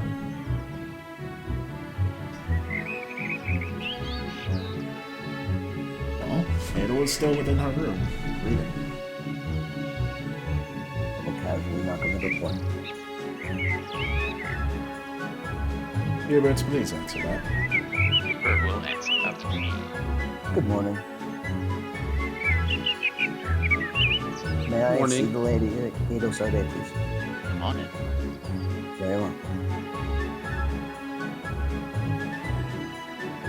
Alright. May we talk for a moment? I always shut the book. So, how did the talk with Father go? Strangely, as usual. Okay. Yes, kind of. Well, discretion, better part of valor, and all that. I did not flirt with your dad. If you're curious. Good, because that's what Although- my ire. You know, Yeah, your ire wasn't the thing I was worried about in that situation. Trust me. Your ire would have been bad. Whatever other ire comes from the other two would have been worse. She raises an eyebrow to this. Your dad's significant others are very possessive. I see. Like I said, your ire would have been really bad. Theirs would have been worse.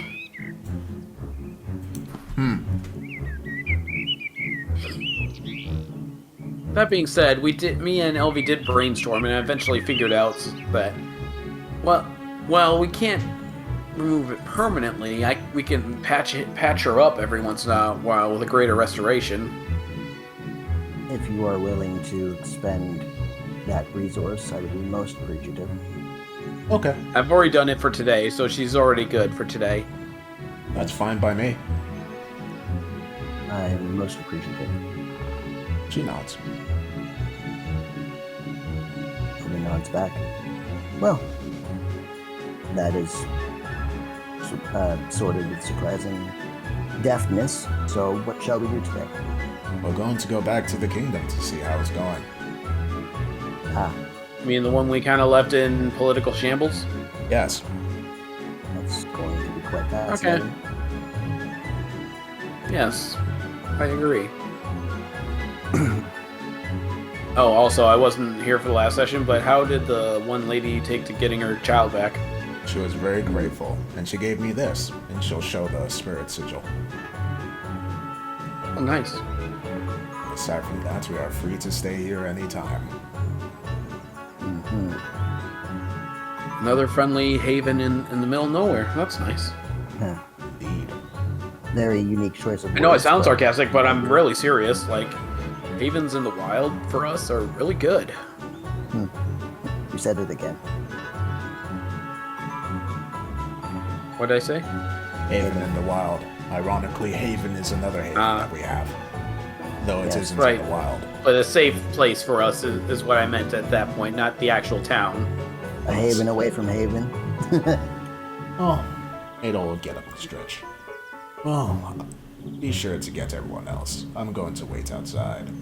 And outside she goes to wait. Understood, Millie. I Before she fully loses. Oh, one more thing before you go. Just one more thing. She just pauses and slowly turns on her heel to look at Jubilee. Yes. Perhaps instead of think of it more like a competition or a war game, maybe consider your dad just wants to have a different relationship than your mom does. That's all I'm asking you to do is consider it. And I'll just walk away. She doesn't respond. A little deep in thought. But then we'll go and head outside. I have planted the seed. I understand a casual relationship with your father is odd.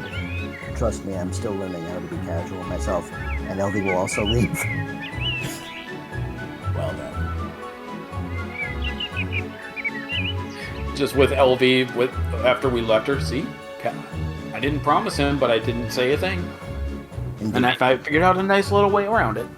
I mean, the only thing he said not to do was tell her that he gave up the information of the staff. He doesn't care about anything else. Yep. Yeah, Well, I know, we but didn't do again, that. I made my wording clear that LV promises. I didn't promise anything, but I still found a way around it. I mean, you didn't. You haven't told Adel Sarde that Obi has given up the information on the staff. Again, he can't be mad because I never promised him. You know that thing we didn't If it ever slips, I've made it clear that only LV wouldn't tell. Loopholes, bitch. I mean, you're assuming you're talking to a man who hasn't already cursed you.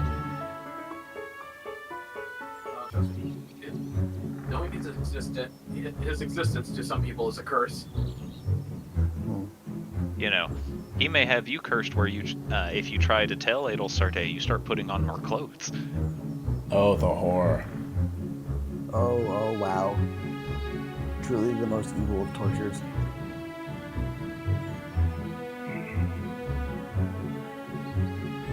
Anyway, Adel Sarde, as you come out, you see a pest head wiggled its way up to Obi and hisses at him, to which he promptly hisses back at it. This is the only interaction those two have. Well, Adel just observes this little interaction before looking to Obitus.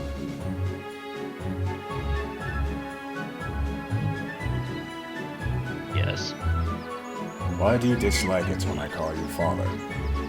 because it's too formal. Or not formal. It's too...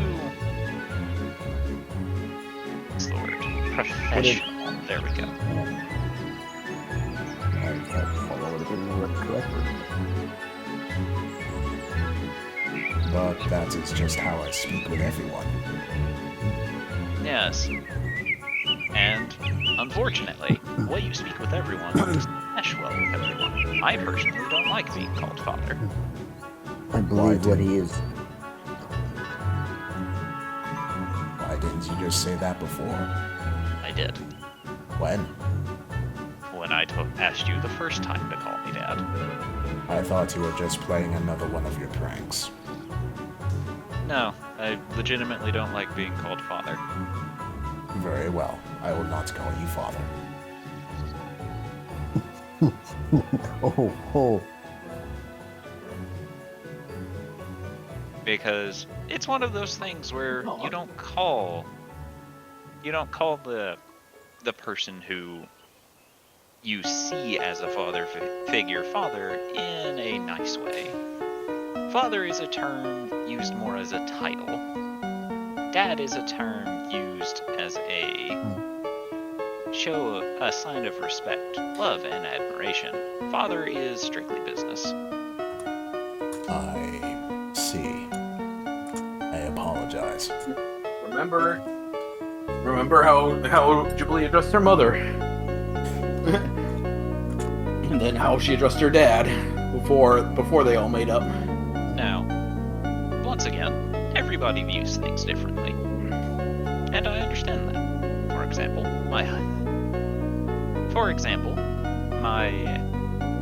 my husband gets called father by our son, which he is perfectly acceptable with this. Our son is very straightforward and to the point, kind of like you, except worse.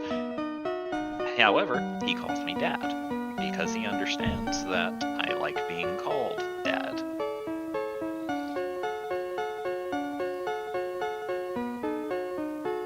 Y'all just friends a little. Again, I apologize. I'm getting used to this.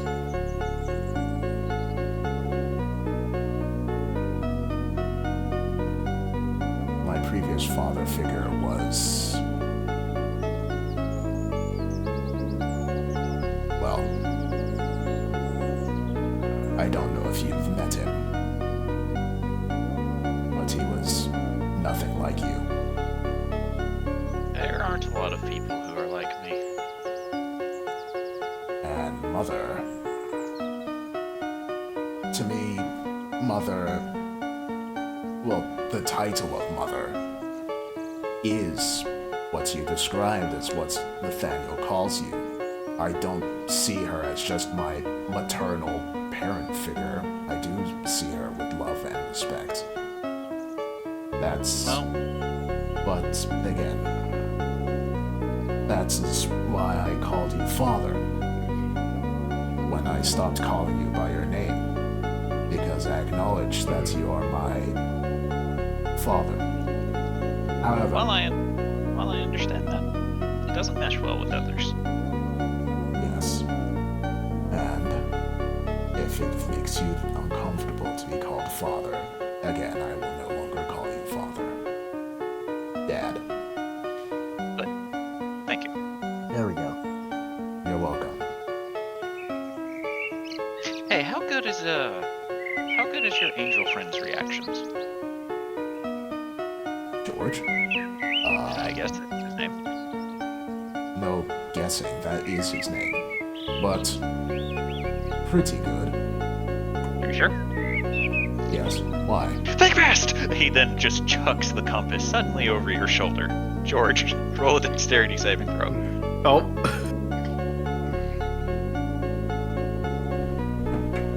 Are you proficient in dexterity by any chance? He is not. Oh boy!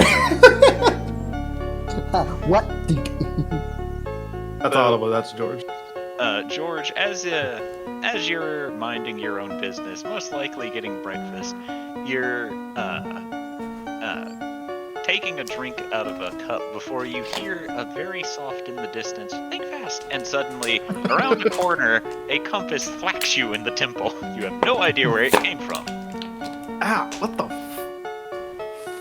Looks around for Otto. Fuck! Quick, don't twirl around it. Fuck! And he'll... Where'd the compass land? We'll just say it's in your hand now.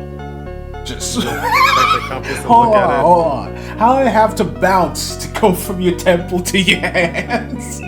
Straight up and then down. We're talking about the heroes that literally did a bunch of crazy shit. Things happen. I try to visualize the ricochet here. That's pretty funny. Probably threw it so hard it just dinked off him and it just landed in his hand. Spellcasters defying gravity, one thrown compass at a time. George will then just rub his temple and will look at the compass. As you flip it open, it is currently spinning around in a circle due to the fact that you are in a pocket dimension. Huh. Oh my, did I just get the fucking Jack Sparrow compass? Kinda, but it only points towards one person. Yeah, that's fair.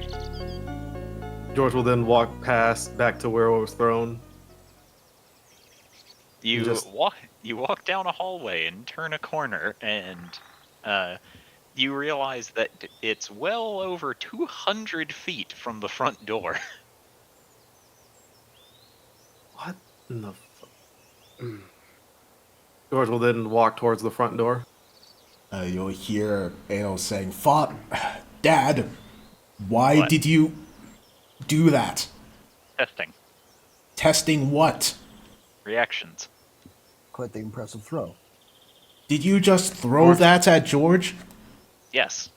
No, George will technically I then- threw it at a door. It just happened to hit George. George will pop out of the door and she's like, "Oh, you call him Dad." And as soon as you exit, the compass will immediately point towards the center mass of the continent. Huh. There you go. Oh, thank you. I appreciate it. So, is there like a time limit to how this works? Does it do anything more when I get closer, or? Well, it's a little less accurate. It's a little less accurate the further away you are, but the closer you get, the more accurate it becomes. So it's kind of giving you a general direction of where you need to go. Okay. And I feel like I probably should have specified this. What happens if there's another thing from said creature that's like permanently attached to it? So, since they're sharing the same soul, this will point you towards it. Okay. Presumably, I don't think they can be very far away from one another. Yeah, that is fair. So I'll just have to kill that one and then immediately find him. Alright.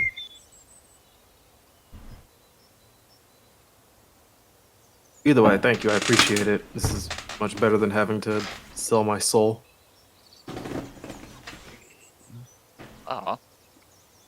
You don't think you sold your soul to me?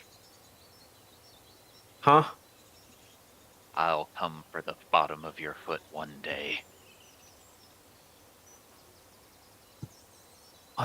What? I'd rather What? you didn't. It's fine. Don't worry. I'll come for it eventually. I'm gonna go back inside. Are you? What? What do you mean by that? I'm just asking you a question. I mean, I can't really do anything now. Okay. If We're you're ready to trap. What? I feel like there's something I'm missing here.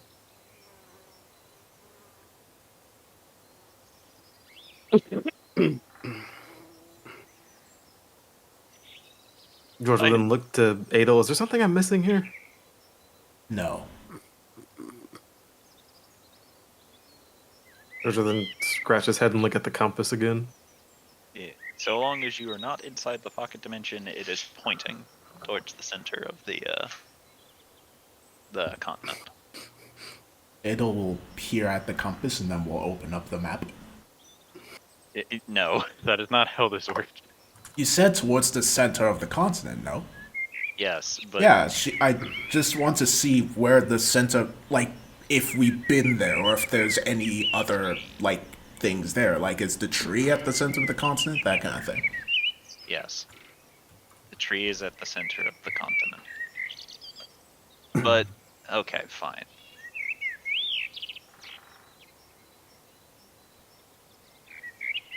Alright. So, It is pointing a general this way direction. okay. Yeah, that's fine. So, we just need to check out the area south of the tree next time when we get the chance to. Yeah, but he could have moved by then. Unless we want to make this top priority after we check on the kingdom.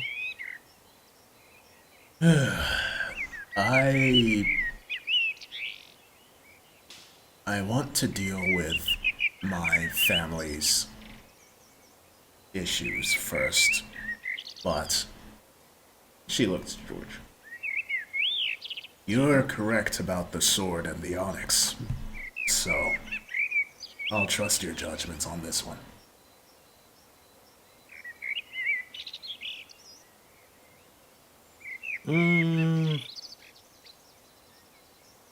George will put his thing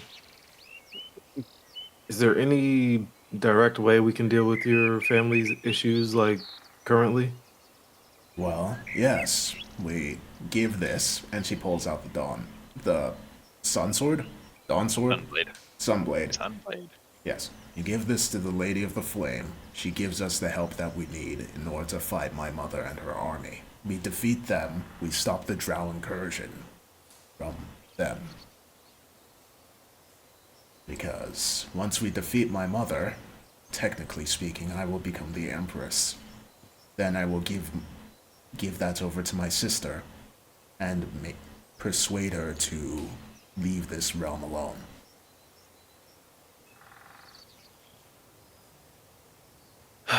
Okay. So, the thing with that is, depending on how difficult the fight is with your mother, what's stopping your sister from then, after you give her power over the empire, from just continuing her conquest?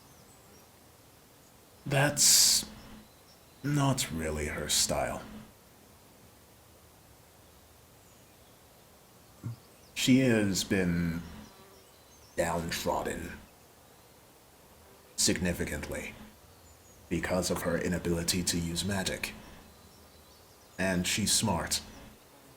Even if she didn't want to listen to me, listen to my arguments, she'd recognize the fact that the army would be significantly weakened, and that continuing the fight to conquer this realm would not be the best idea. But I'm more confident I can convince my sister to stand down than my mother. My sister at least has somewhat of a level of respect for me.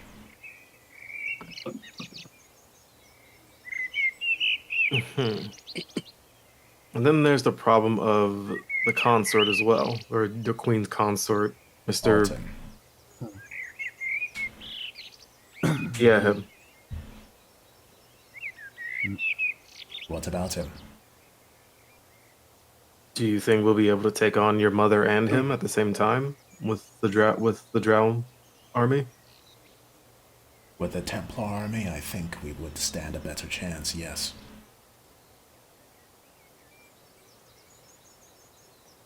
And even then, I think we would still have help. And she looks over to Otis. Right, Dad? As you look over at Obi, you see him currently dangling the pest by a stick that it has bitten before he looks over and says, "Are you signing me up for something?" Yes. Why and what? Helping defeat my mother's army, and because I trust you. Yeah, you could also probably enlist the help of Charlie and Nyla. It could be like a little heroes reunion. You guys fuck shit up again. I really need to find where Nilo is. I thought you said that he was fine. No, he is fine. But you don't know where he is. And you don't know his current condition. Yeah, I do know his current condition. He's fine. I mean, hey, though, you do remember the last time we saw someone like Charlie? He was in orbit and he ended up fine, right? You're right. I need to figure out where he went to. If you can find them and have them help us, that would be much appreciated. Dad. Aw. At least I'm fairly certain Nilo's fine. Yeah, he's fine.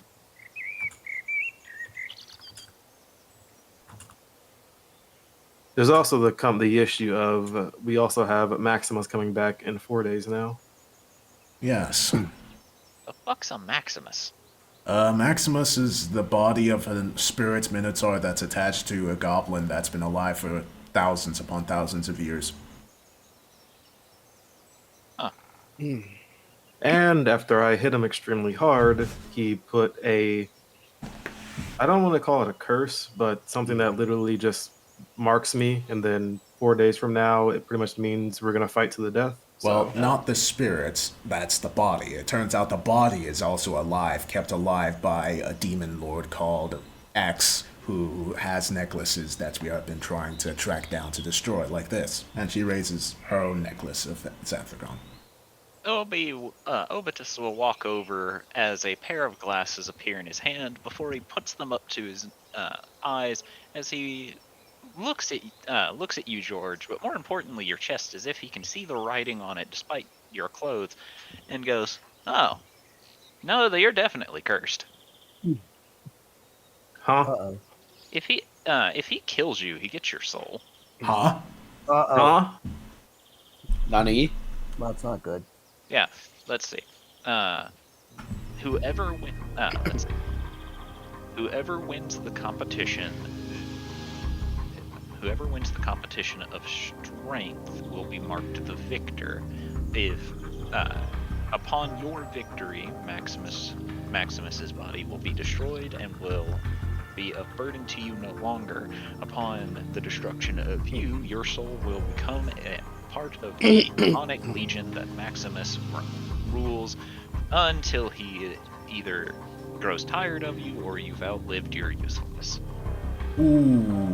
Okay. Congrats, Obi says, giving you a thumbs up.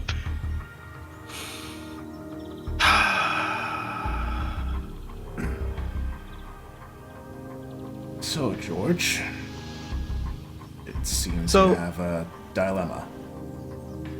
Yeah. So, do you know if that happens if I just die in general? Like, if I'm killed anytime during the fight, does that just happen? Or if I come back before I'm completely dead, does it? If Maximus lands the killing blow on you, you will be his.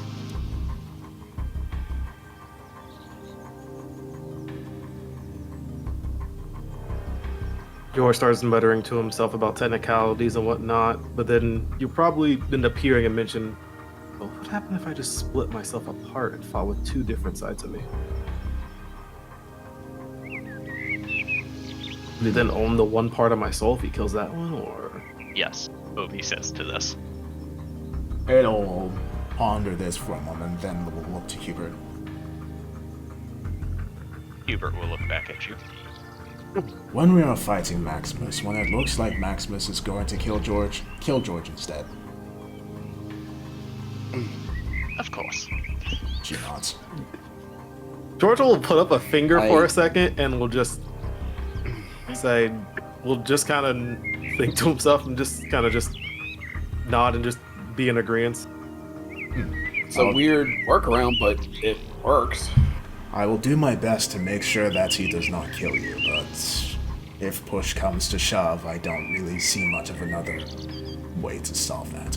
At least if Hubert kills you, I can bring you back. I mean, there's also the case of if and when he does come, if there's going to be any restrictions on you guys being able to fight him as well. No, it says that you're allowed to have your friends so long as Maximus can bring his legion too. I do recall him... Huh? Oh wait, no, Adel wasn't there when he said that. The only person that was there was... Yeah. Damn, BC wasn't there. Isn't there to mention it. But yeah, he did mention it, that he was going to fight George with like 10 of his friends or something. Not 10. But yes, Maximus is bringing his own entourage to fight you. To make things more fair, quote unquote. Fair? What? He literally has a... Alright. Okay, now alright, now I really need to get in contact with my mom again, because that's gonna be... difficult to handle. Alright. It's just a few demons. How many are a few to you? I don't know. I don't even know how many you're going to be fighting.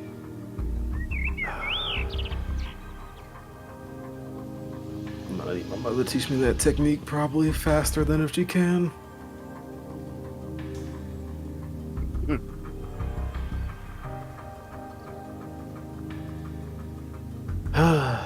Alright. Well, it's like I got some preparations to get ready for, but as far as I'm concerned, I want to take care of how quickly we can get this done. Enlist the help of the Templars. Alright. Well, let's head over to the kingdom, check on how it is doing. Then we can teleport over to the Templars and hand over the blade. After which, we will wait for Maximus. I suppose we can spend some time heading over towards where the Paladin is while we're waiting for Maximus. I don't think that would be a good idea. Alright, then we will wait. We will simply wait in a safe enough battle place to fight Maximus. Think of the gigantic kerfuffle you can make by making demons that are aggressive towards everything fight everything in sight. It'll just gives just the most deadpan look you've ever seen from her. Toby will look back. There's also the what I'm thinking now. If he's bringing his own entourage, what if there's a chance that another one of them is also a necklace wearer? And that would allow us to defeat what's this the saying? Take out two birds with one stone. I like taking out two stones with one bird better. Sounds like a waste of a bird. Sounds like a waste of a stone killing two birds.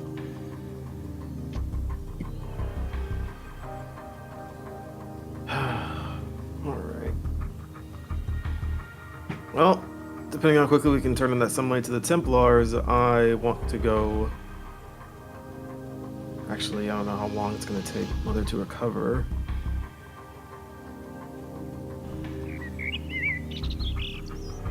I don't want to rush her either.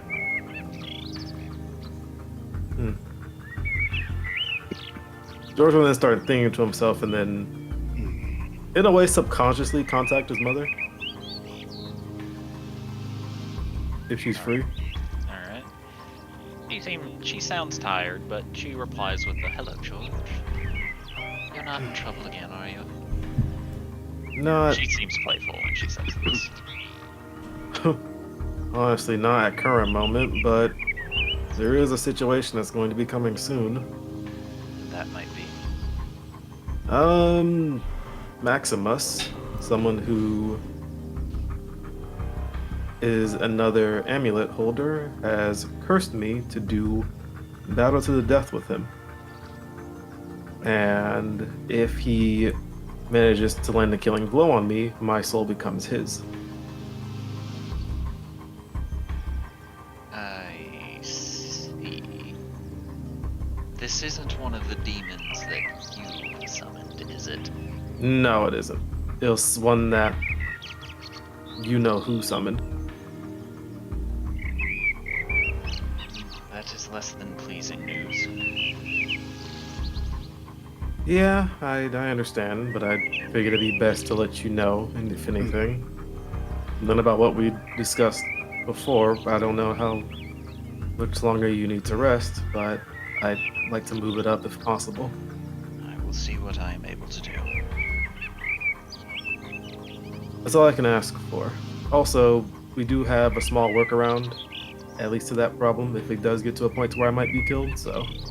What might that be? Where's gonna kill me? You can't see her, but you know that she is raising a hand to her face and is drawing her hand down her face.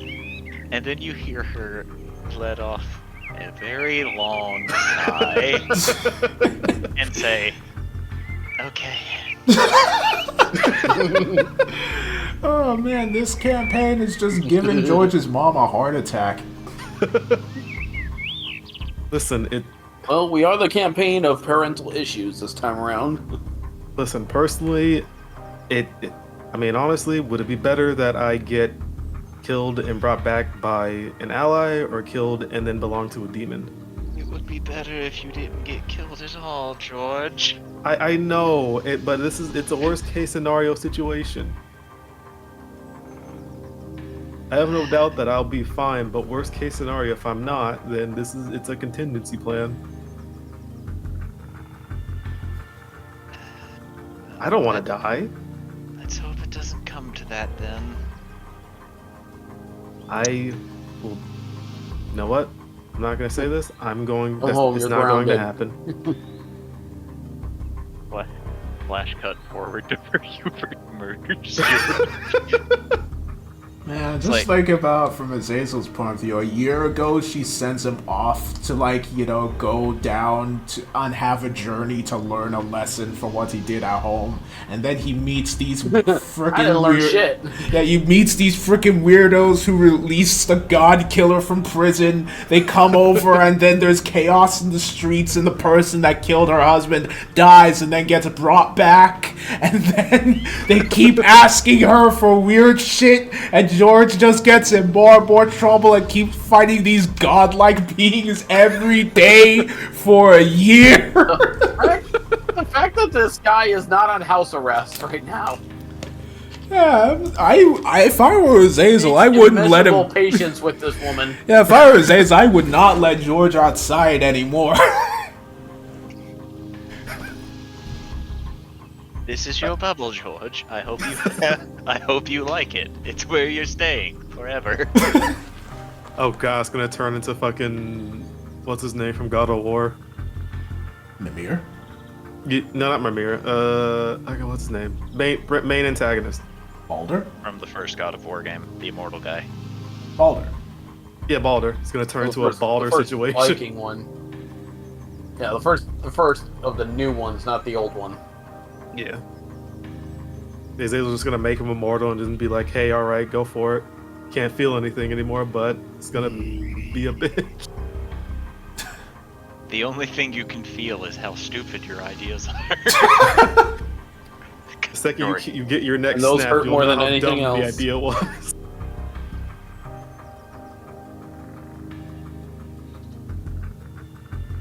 But yes, it will not come to that, Mother. I just felt the need to let you know first. Okay. Okay.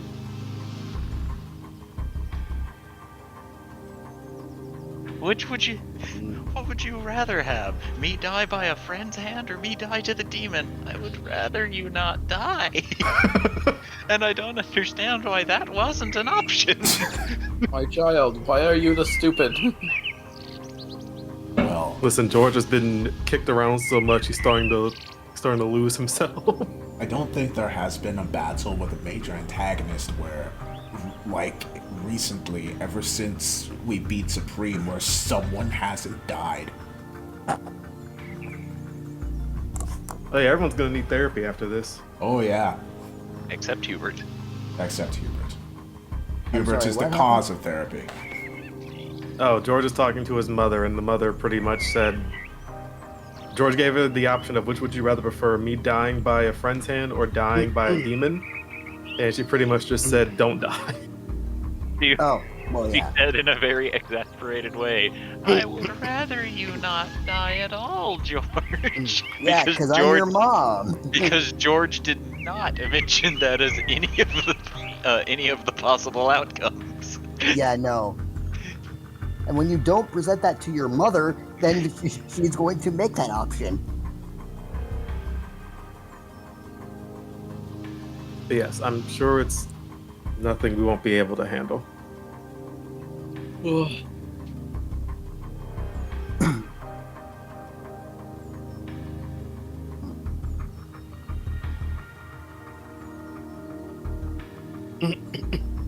Is there anything I should know about? Anything you want to say? Just be careful and see what I'm able to do to try and teach you quickly. Okay, but don't push yourself. I have my own ways of doing things if you are not able to, and that doesn't include dying. I know you're capable.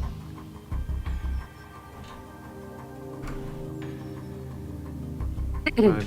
If push comes to shove, I will have to see if one of the other angels can teach you the technique. That will also work fine. I appreciate it, Mom. Be safe. No. Of course I'll be safe, Mother. And Also, George immediately does this. But imagine how much of a headache Azazel would have had if Mark was her son. Oh yeah. Oh God, my little robot boy. Ooh. All right. Until then, Mother. I'll see you soon. Safe travels. And he'll cut off the connection. And then you hear George let out a deep sigh.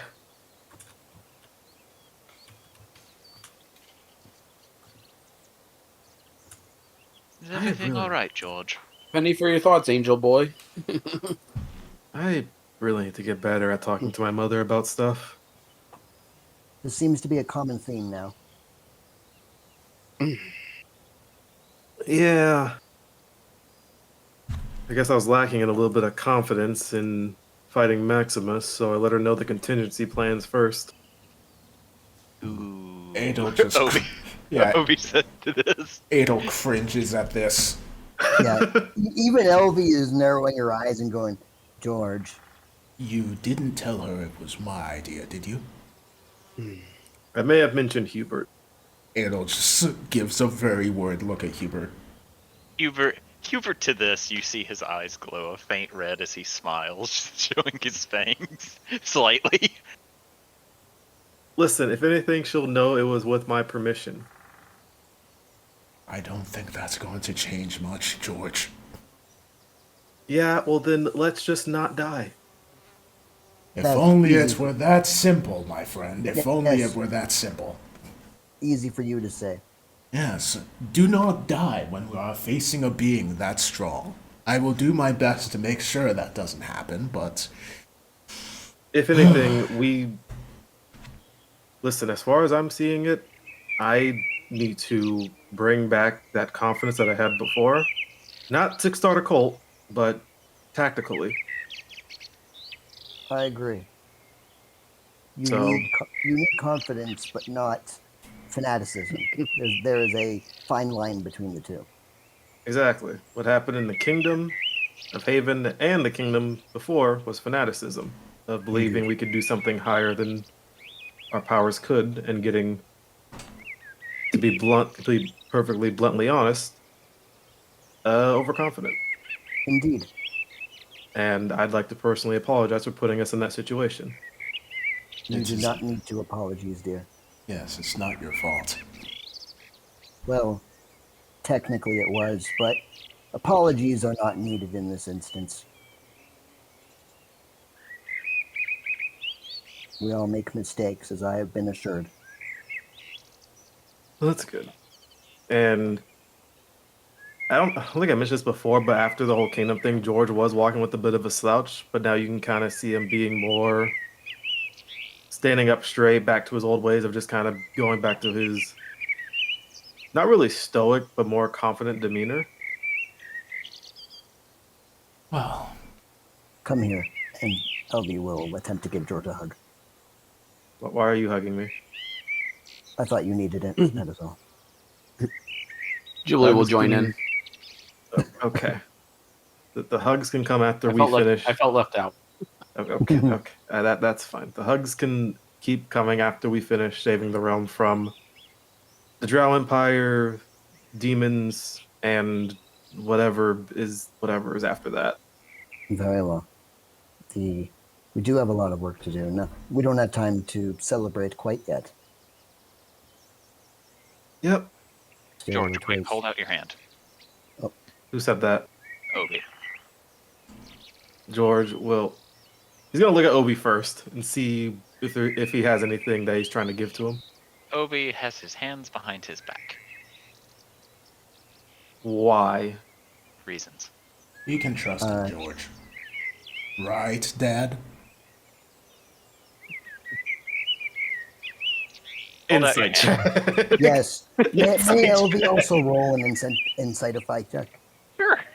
Against Insightification who, go. Adel or Obi? Obi. Obi. The one with the hands behind his back. That's fine. Yeah, George thinks it's fine. Oh, God. Nah, that shit's sus. Jubilee, you are certain that Obi plans to give George something. You are not sure what that is, though. All right. I will say nothing. George will squint his eyes a bit, and then we'll just hold out his hand. Obi will then plop the pest that he was dealing with in your hand and say, "This thing is actually remarkably useful. I would recommend taking a time to observe it." Okay. Because I'm fairly certain that you can make this thing a familiar somehow. Excuse me. George will look at the pest, and then we'll. As you look at it, it hisses at you. George will squint his eyes and slightly hiss back. This earns you another hiss. George will then pull out a ration from his bag and will place it next to the pest. As you hold it towards it, you see it lean its head back before it just suddenly snaps at the ration. Almost defensively. He'll just set it a ways away from it, and we'll just kind of set it on his arm. And we'll just kind of let it lie there until the pest decides it wants to eat it. It is still very firmly latched to the ration, making strange gurgling noises. No. That's the case. He'll just set it down on the ground with the ration, and he'll just sit there observing it. A really weird fucking thing, Obi says as he watches it too. Yeah. Yeah. Why does any way to actually talk to it? I mean, I assume speak with animals would work, assuming this thing is an animal.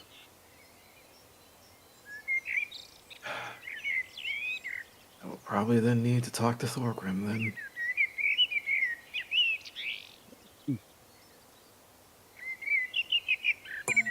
Or he'll look over to Adolsar Day and Jubilee and Elvi. Do any of you guys know how to cast Speak with Animals? I wish. Nope. Sorry, I'm good, but I ain't that good. God damn it, I mistook Adol for my character in Baldur's Gate 3. I know, right? Always take that spell in Baldur's Gate 3. It will be way better for it. Yeah, I was thinking, like, yeah, of course I know that. Very funny moments. Yeah, of course I know that spell. I just talked to a... Wait, no, I don't. Like, it all just shakes my head. I do not know. However, Thorgrim is able to speak with animals. Yeah, well, that's fine. I fear he may be the only one. Hold on, I'll get them out here, Obi says, and then dispels Obi's house. LB actually goes, "Hey," and then Thorgrim. Thorgrim goes.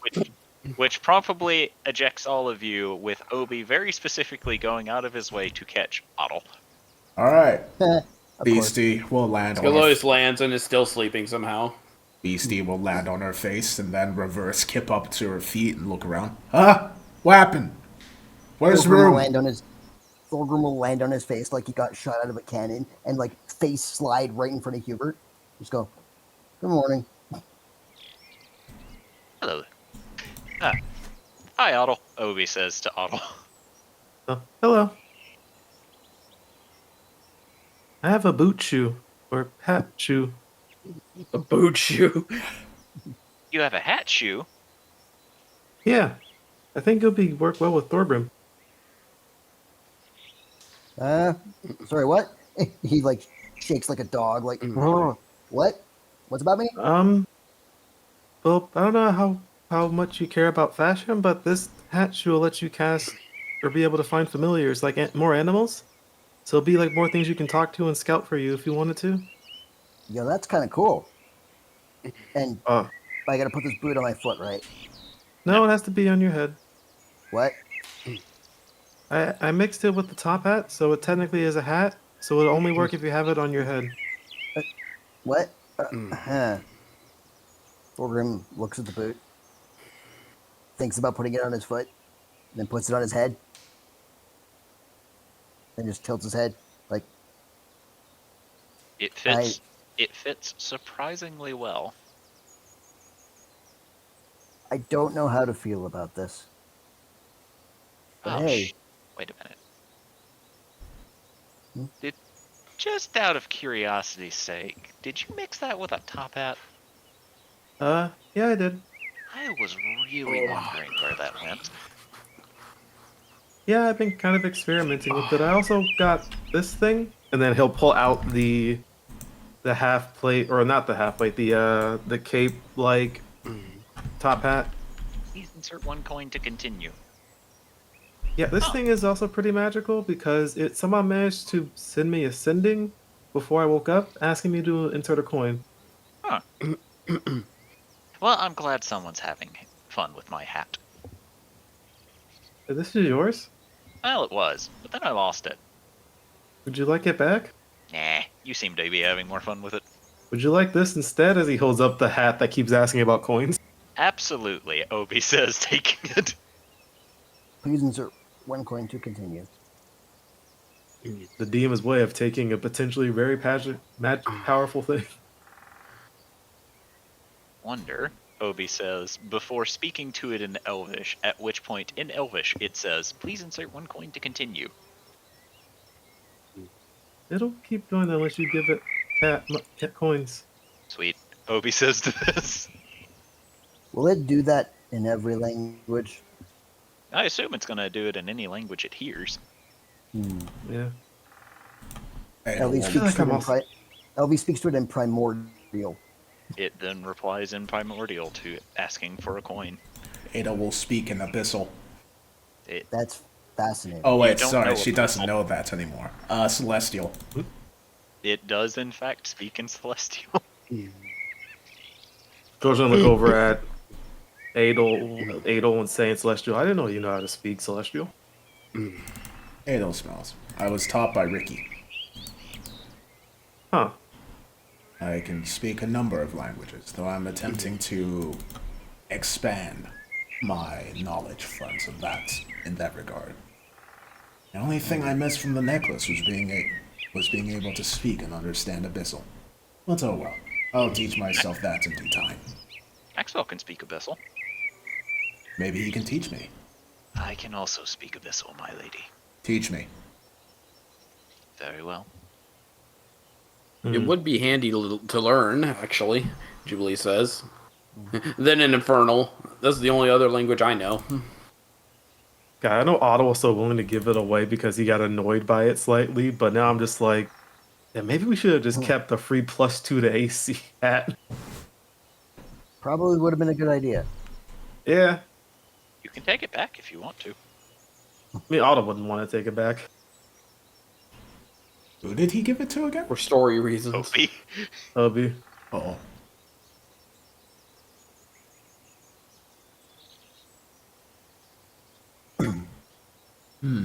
George will then look over at the hat and just say, can you just give it a coin so it'll stop?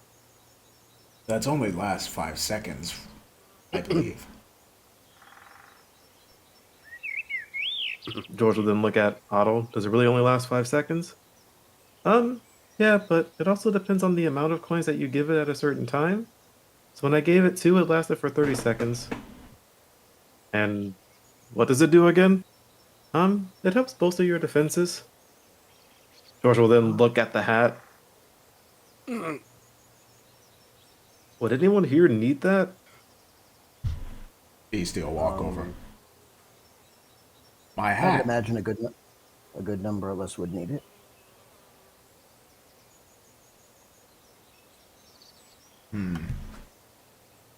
I don't Give it to believe a lot Bag. of us. Wait, what? Bag is the one who gave it to me, Obi says. Yes, give it back to Bag. Bag is squishy. And she pokes him. Majority of us are squishy, Goblin. Yes, but Bag is extra squishy. I can still defend myself. Oh. As Otto kind of raises two fists. No, you're doing it wrong. You gotta do it like this. And Thorgrim goes behind Otto and like rearranges his fists so it's like in the correct stance. Beastie is gone. Okay. And then Otto will proceed to punch Thorgrim. Oh boy. Let's see. What's roll the the damage? If he hits me.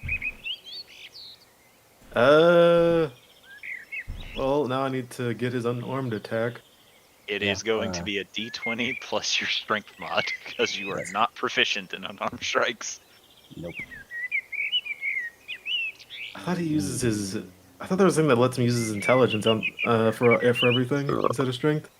Or was it just checks?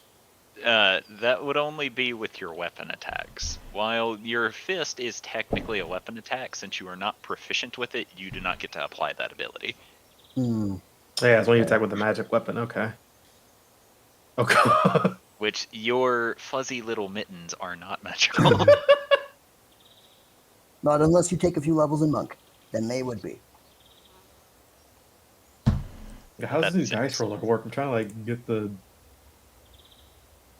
Oh, advanced roller. Okay. Yeah. Yep. Just put an advanced roller in. Customize. Hey. Thorgrim just catches it. Not bad. Gonna have to be a little stronger though. Aldo will then swing at you with the fucking quarterstaff.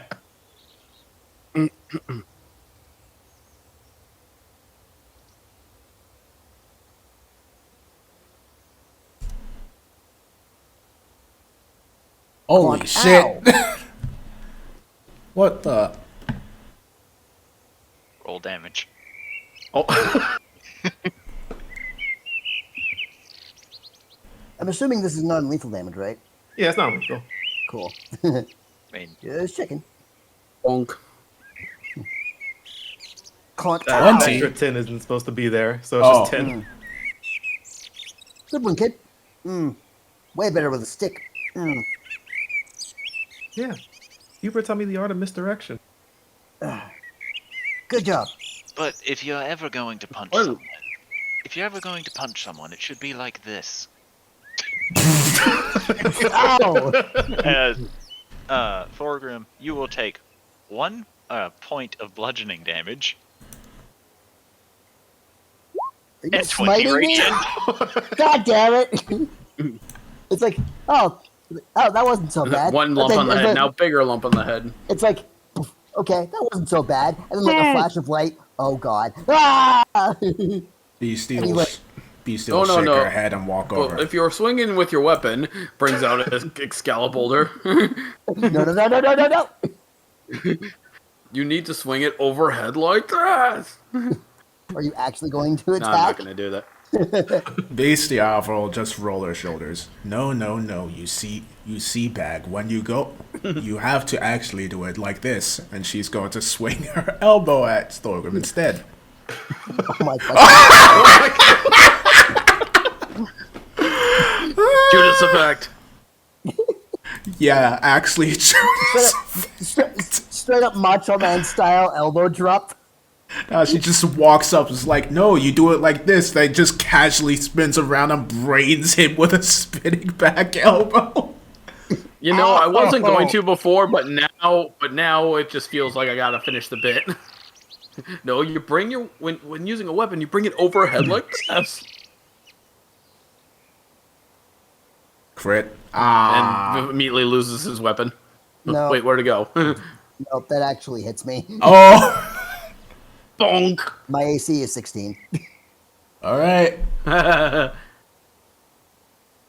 Don't worry, I'm not adding extra rage stuff, so you just get another 10. Okay, I get it. Beastie grins. Bonk. You get the head slammed by a boulder. This just took almost over 50 damage for a bit. Me do most damage, so me win. But don't worry, dwarf. And she pulls out the stick of healing. No more hitting. Please, no more hitting. Approximately 100 hits later. You're back to full health. My lady, methinks we need to teach them the art of subtlety.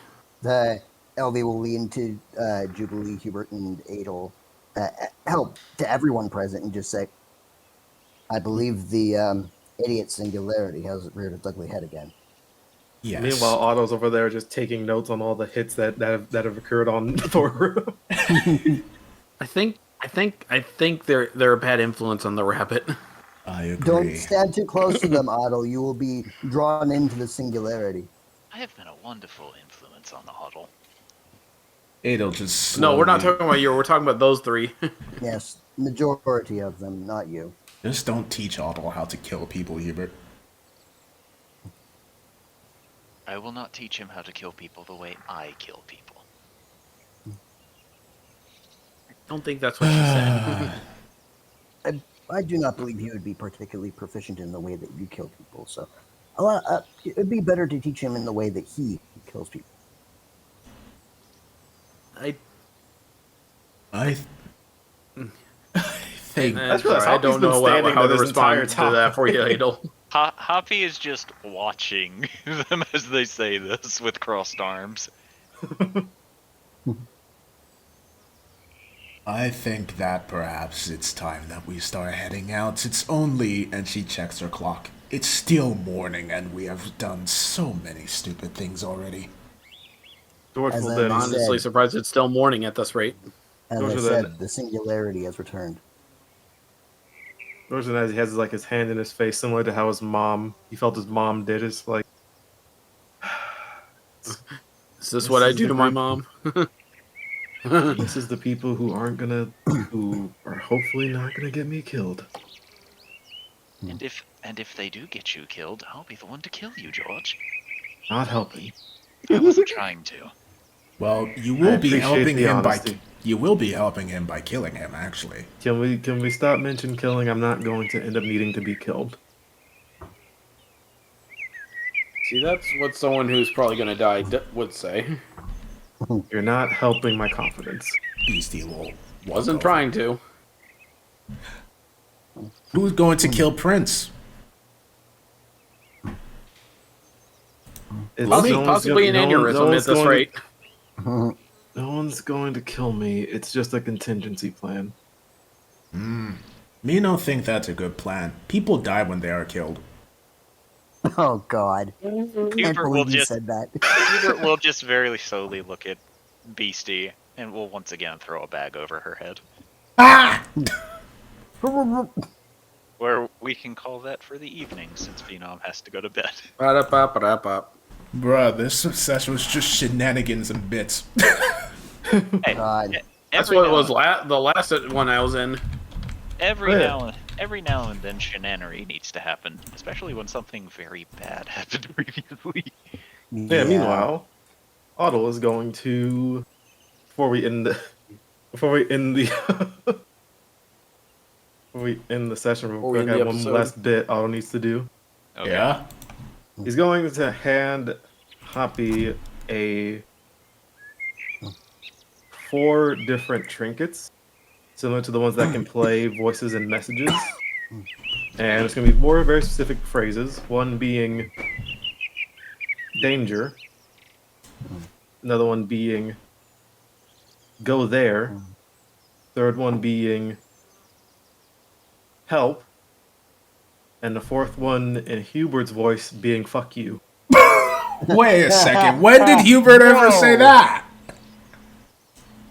Actually, no. Hubert doesn't have to say it. I'll just intimidate and like fucking what's what I'm looking for. This makes it. This gives me the. You'd be surprised how headcanon- vocal he is at night. This will give me the headcanon that Otto has been just trying to practice speaking in Hubert's voice for no reason. But it does, like, make me think. When has Hubert ever sworn? He Ever? hasn't. Yeah, I don't think this entire so it's campaign he's But- never sworn. But if Otto asked him to, he might. Yes. Merely a cheap imitation. Adel has sworn. Actually, you know what? I'll look over to Hubert. Hubert, Yes. say fuck. Fuck. There you go. There we go. Hey, thanks for watching the video until the end.